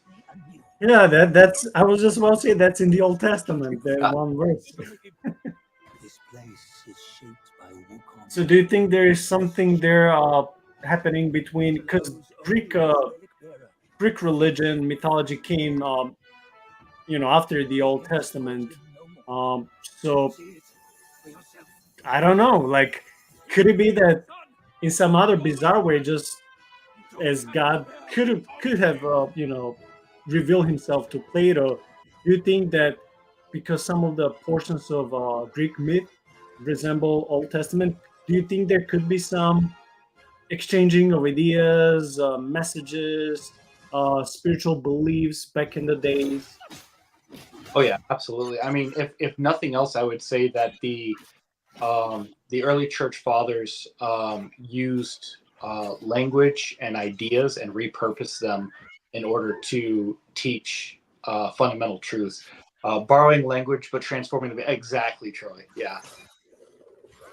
Yeah, Troy, I wish you started watching this an hour ago when we were talking about even more spiritual and theological points between mythologies. Where were you an hour ago? I'm kidding. yeah. The Cosmic Crew was doing their own show. Yeah. Oh yeah. By the way, I mean, why not saying? But somewhere at the beginning of next month, Troy, Shaun, maybe one more person, and myself plan to do an episode on Judaizers and people switching from the purity of the gospel as if the gospel is not enough, and going back to the old ways of Sabbath, following Jewish holidays, which are not bad or sinful, but expecting these things to observe as a newborn believer in the under the new covenant is just unnecessary. So we plan to do this collab between a few of us, just to attack this idea of just necessary burdening legalism that is being taught by, thankfully, only individuals, not whole churches. And these individuals are one of those who may be sitting with you in churches, who may be saying something like Christmas is pagan, Easter is pagan. And because we witness these things, unfortunately, online, whenever every year when there's Christmas and Easter, supposedly Easter was taken from paganism, Christmas as well, these dates, these holidays. So we want to attack these things to bring the truth and clarity, and to separate the gospel and historical facts from this, again, internet scholars who are coming up with silly ideas. So when I saw Troy, I was just thinking about that episode that we were planning. Well, and just to speak to that for a second, if there's anything you get from these, the gods in gaming segments that we're doing, I think that if you're a Christian, you should take away that God is much bigger, and Christianity, our tradition is much bigger than what maybe you previously thought it was. And unfortunately, when I see stuff like that retreatism, where they just want to give up Christmas and give up Easter and give up these beloved traditions that we've been handed down, which is our birthright as Christians, I see that as they're retreating. They want to make Christianity smaller and exclusive, whereas Christianity has always been a religion of trying to draw the good out of how God was revealing himself in the world, and to accommodate what could be accommodated, to banish what needed to be banished, and to raise all of humanity so that we would be all glorifying God in the worship of the Trinity. Yeah, one of those things that started to make me furious, maybe my pet peeves in the last couple of years, have become when I bump into religious people, either in person or online, and their main argument is it's not in the Bible. It's not in the Bible. That's their whole argument. That's their whole argument. So Christmas is not in the Bible. December 25th, and for me, December 25th doesn't even matter. But Christmas is not in the Bible. Easter is not in the Bible. Celebrating birthdays is not in the Bible. I swear some of those people are turning into Jehovah's Witnesses, even though they do believe in the Trinity and Jesus' divinity. But the way some of them want to live, it reminds me a little bit of Jehovah's Witnesses, a little bit of Adventists, a little bit of whatever they're following online. And it's really a silly and shallow argument. Celebrating birthdays is not in the Bible, at least not, as something that Christians used to portray. So why are we doing this? It's so pagan. And we want to attack that mindset. We don't want to attack people. We want to love people, but we want to defend the gospel. And for that cause, we will assemble Troy. He will speak from the Eastern Orthodox perspective when it comes to the gospel. Shaun will speak, and I maybe from more Protestant, evangelical, and I know who else will join us. So I expect that episode to be very apologetic, very defensive. It's like, no, this is what is biblical. This is also what's been in the history of the church. You don't see church fathers or anyone in the history of the church that was considered to be a saint or someone sound, forbidding Christmas or Easter and telling you to go back to the old ways of the old covenant. So we want to assess all of these things one by one. I just want to say that I plan to end this stream 10-15 minutes ago when our Monkey King, so to speak, was fighting with a three-eye enemy. But Troy came, and then Shaun and I started engaging more conversation. So like maybe we can go by the very end and go next 5-10 more minutes. So that's why we're still streaming. I love what Troy says there, that Christ is everywhere present, filling all things, and we should be curious enough to find him wherever we go. And then God was not silent in the pagan world. He was veiled but not silent. I love that, because what Christianity does, like what I was saying about the indigenous people of that Australian tribe that said that Christ was here before you guys got here, what we do is we hand them the key to see Christ, because he was veiled. But he wasn't absent. And so what you do when you have the ability to see, and maybe that's what Christianity does most, is it gives people the ability to see. It opens their eyes, and they can see God was always there. He wasn't waiting for the gospel to get to you. He was there the whole time. The gospel is what allowed you to see him. Yeah, what Troy wrote and said perfectly aligns what we said like an hour ago or more about Plato, and we were talking about the ancient Chinese monotheism, because again the game is deeply rooted in Chinese polytheism and mythology.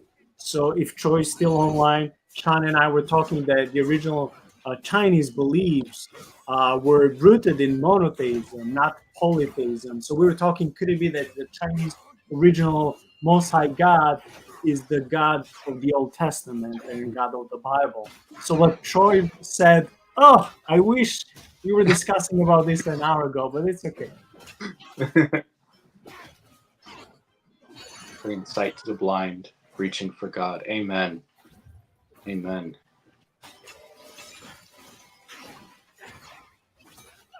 It's interesting how video games can spark the craziest and the best stories, the side stories, but it's so fun how they can all be unified around Jesus. I mean, it's amazing. No, absolutely. Art inspires us, and it causes us to look through the art and look up to heaven, and it causes our spirit to yearn for God. And so as we're watching these kinds of things, we don't have any, there's nothing else that we can do but to try to interpret that through the lens that we have in our heart, which is interpreting it through a Christological lens. And then that causes us and inspires us to think about all these different things that give glory to God. And so, yeah, no, this would be perfectly natural when we're listening to really good art or watching really good art. See, I didn't pay attention how come the Monkey King was fighting his doppelganger. I didn't see the identity of the enemy whom he just killed. Yeah, and honestly, that's not in the story, so I'm not really sure. I wonder if this is a situation where you have the guy who became the Monkey King, and now he has to fight the old Monkey King. Oh yeah, it says the great sage's broken shell. So I guess it's more of a supernatural, wise copy or imitation of himself that only outside resembles him, but it's actually not the same being. Yeah, it's funny because Shaun, several times on the podcast in our eerie encounters segment, we covered doppelgangers. Yes. These supernatural, spiritual creatures, entities, they're able to manifest themselves in flesh, and for a certain, usually short period of time, they can mimic and transform themselves to look like someone from your household or your friend, even their voice, and then you get deceived. And it can be too late sometimes to find out that's not actually your father or wife or a child or a friend. Yeah, doppelgangers to me are super. That's some of the scariest stuff, because it can look like somebody, And so there's this implicit betrayal because it's playing on your trust. That it's somebody who you think you should be able to trust, but it turns out that you can't. Yeah, I mean, the video you just sent me yesterday, even though it's not a real life story of that girl who is supposedly speaking to her mother, and then her phone rings, and she's answering the phone, and her mother is calling her, and then she's looking at the entity standing before her, who looks like her mother. And even though it's not a true life story, I mean, that's what we are talking about. Yep. Well, and even the story of what is it, Skinwalker Ranch?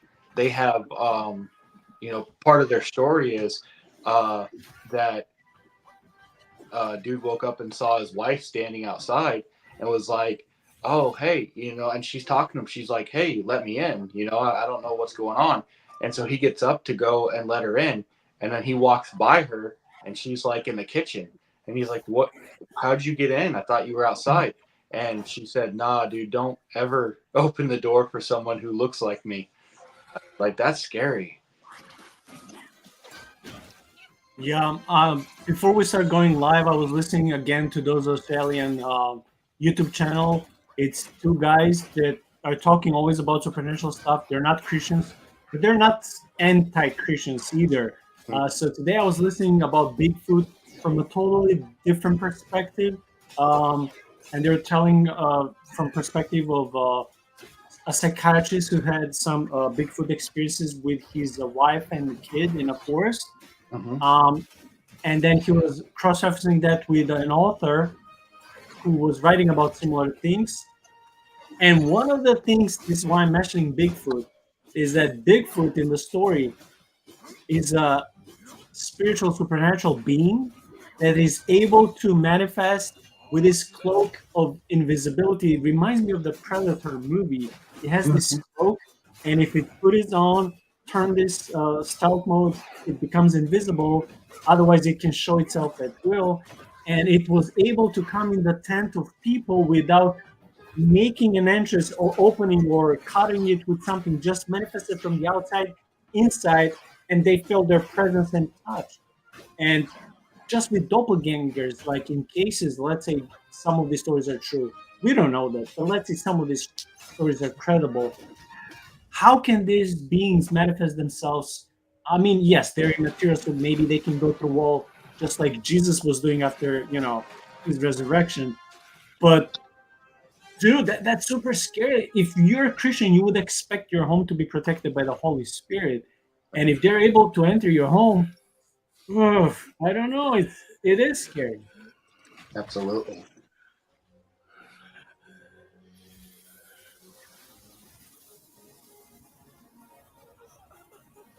I honestly hope this is the last boss in the game.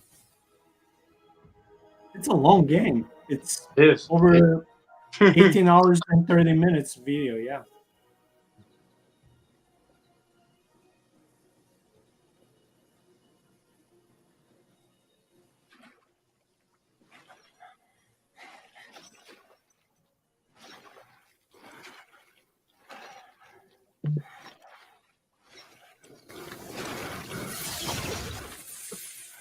You must have heard tales about him. Some say he helped young monk fetch the scriptures, was granted Buddhahood, and stayed on Mount Lingshan thereafter.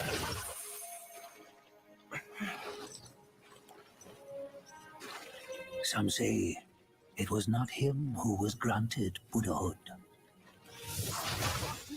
The real him was already dead on the journey to the west. Some say that the journey never happened. He is nothing but a monkey who lives in some storyteller's tall tale. But now, you will hear a tale which no one has ever known.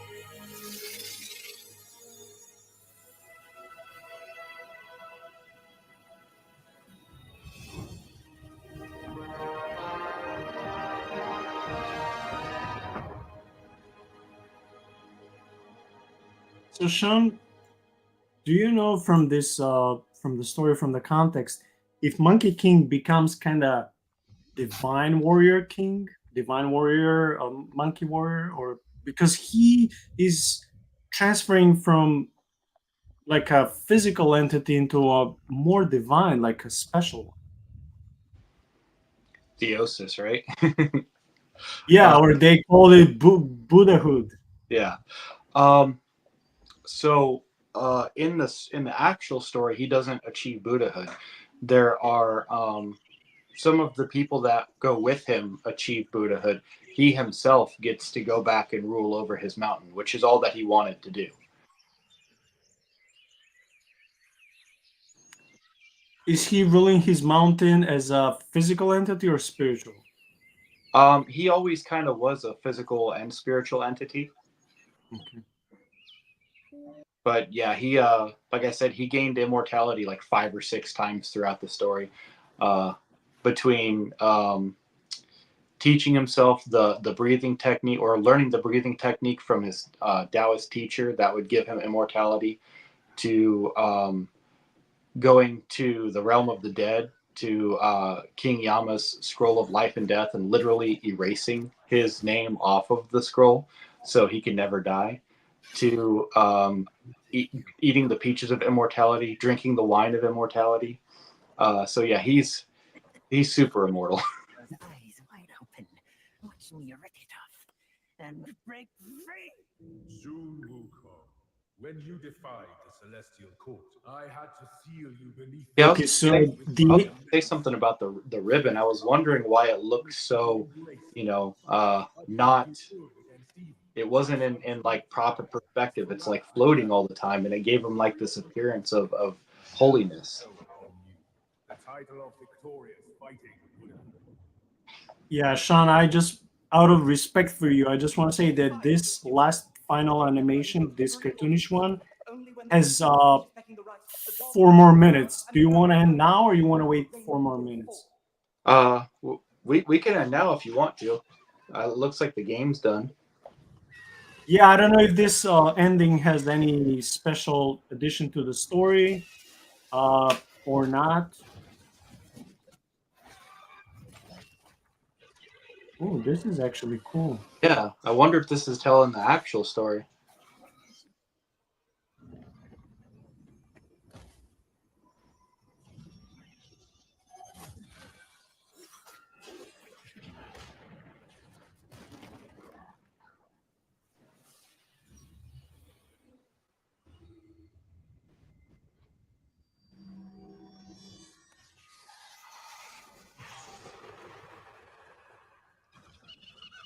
And of course, there's always this tree of life or some special tree. And that's another topic I want to do in another episode. I want to cover the role of these divine trees in all main religions and myths. Right.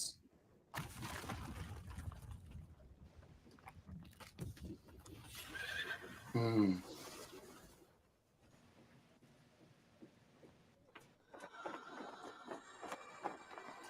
Well, that makes sense. So like the ribbon is, well, at least in here, it's like defying gravity because it's attending more to heaven than to earthly things. Maybe.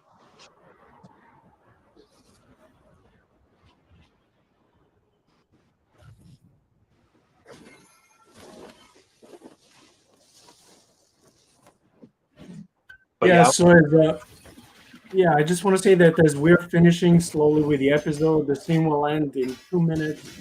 I mean, the original video we are reviewing, and then I'll just give closing thoughts to Shaun. I just want to invite everyone, please keep liking, sharing links, commenting. It helps the algorithm. Hopefully, within a month or two, we can come to the number of 1,000 subscribers to the channel. Also, in less than 48 hours, I will be welcoming Doug back, and we'll be talking about his latest book on seers. Who are seers? Are they biblical? Do they still belong? What is their role? How their ability to see into the spiritual life and realm look like? Um, so I can promise it will be another divine antennas. Troy is funny. So I can promise another very interesting episode that will be based on biblical theology, primarily from the Old Testament, but also many modern day examples will be given by Doug. Questions, including tough one, are welcome. Doug is coming from this ministry where he served in the supernatural aspects of the ministry for a couple of decades. And yeah, I expect to be another great episode 81. And next Friday, Shaun and I will be reviewing God of War Ragnarok. Yeah, that's the latest one. Then for that Sunday, I expect Carrie to come back. We'll be talking about another aspect of biblical theology. It will be a sequel to the Cosmic Mountain. Doing episodes with her are so blessed and fruitful because I always have to go through multiple books so I can keep up with her master's in biblical studies, and I never can, regardless of how much I study, I never can keep up to her level. But still, doing episodes with her make me they do make me anxious because I have to know so much, but also they make me so happy because I always learn so much. So yeah, next few weeks will be very fruitful, very busy. And again, we'll be doing several, four of us, the episode on Judaizers and people bringing all these unnecessary laws, expectations, and legalism on our Christian faith. And from that on, we'll see what's next. I just want to thank Troy, Ben, Davidson, and everyone else watching this from beginning to the end, even with interruptions or coming maybe even for 5-10 minutes, doesn't matter. Thank you for your attention and time and love. And yeah, I just want to give you, Shaun, any time for your concluding thoughts before we log off for today. Yeah. So once again, we looked at a game, and the conversation kind of drifted away from the game, inspired by the game, because that's what this does, right? It's art, and it prompts us to think about things that are good and holy. And so even though there's, you wouldn't look at the game if you were not a Christian and be able to pull Christian motifs out of it. But those who are Christian and love fiction, love myth, and they are encountering Christ in whatever they read and wherever they go, they can look at this and they can be like, yeah, to the glory of God, we're going to play this game, or to the glory of God, we're going to watch this this movie, or to the glory of God, we're going to read this book. And so that's a way that we carry Christ with us, so that whenever we find him hidden in a book or a movie or a game, we can recognize our Lord. And so that's something that is wonderful. It's one of the things that the Holy Spirit causes us to do. Is it causes us to acknowledge those things that are good and holy in the world, and those things that are a picture of the divine. And so yeah, hopefully we've been able to help people to see Christ in the world, in more than just the Bible. Obviously, the Bible's very important, but Christ doesn't live between the covers of that book. He lives in the world that we inhabit. And so, yeah, I hope that this is helping people. I hope it's teaching you how to see. Yeah, I would just add on that what we said last time. So many people are going through suffering, depression, loneliness. One of their ways out is in drugs or alcohol or sex. some of them try to be more introverted and stay at home and play games. Uh, our channel is trying to meet those people who love nerdy intellectual stuff, who love video games, who love comic books, who love mythologies, storytelling, who love novels, right? Fantasy, fiction, horror, mysteries. And by finding segment like this, hopefully they can see that, hey, someone is not just gaming, or someone is not just commenting while they're gaming, but someone is actually telling me about spiritual and religious and even theological aspects of this game. Maybe I want to tune in, and maybe it's not all that garbage or silly. Maybe if I'm open-minded, I can allow this God who, according to these guys on the podcast, loves me and made me, and maybe by playing these, fictional fantasy video games, I can somehow learn about Jesus, who what died for me. And this is our goal. This is our pleasure. I will never forget. I will never forget last Friday when we had this atheist guy. And I'm sorry he didn't come back. Hopefully he will be back one day. I was so glad when we had him who was asking questions, and we told him, "Hey, listen, we're here about assessing games through biblical lenses, but don't worry, we're not trying to convert you." And he was so kind, he was so polite. He didn't stay for too long, but it was such a blessing. So our hope is to be there for Christians and non-Christians, Yeah. meet them in their loneliness, depression, questions, or even while they're practicing their hobbies such as gaming, thinking that, hey, games are not just there as form of escapism and wasting time. It is an art, it is spiritual, it is religious. There's so many things in video games that we should be warned and guarded against, but also they can teach us so many things. And this is why Shaun and I want to continue doing this segment. We are excited, and even though the number of clicks on episodes like this where we're analyzing games, they're not matching other segments, we will not allow this to discourage us. We want to be there in a way serving others by having fun and analyzing games and giving them biblical solutions and worldview, saying, hey, even though it's a game, not everything is fantastic, not everything is fictional. There's more truth to this than you may know. This world is so beautiful, so vast, so majestic, so mysterious, and the one who made it is even more majestic and beautiful and bigger than that. And that's the God that loves you. That being said, thank all of you. I will see you in less than 48 hours, 7 p.m. Central Time with Doug. We'll be talking about Sears. And next Friday, we'll see you on God of War Ragnarok when Shaun and I will be analyzing this story. God bless you all. Thank you. See you. Bye.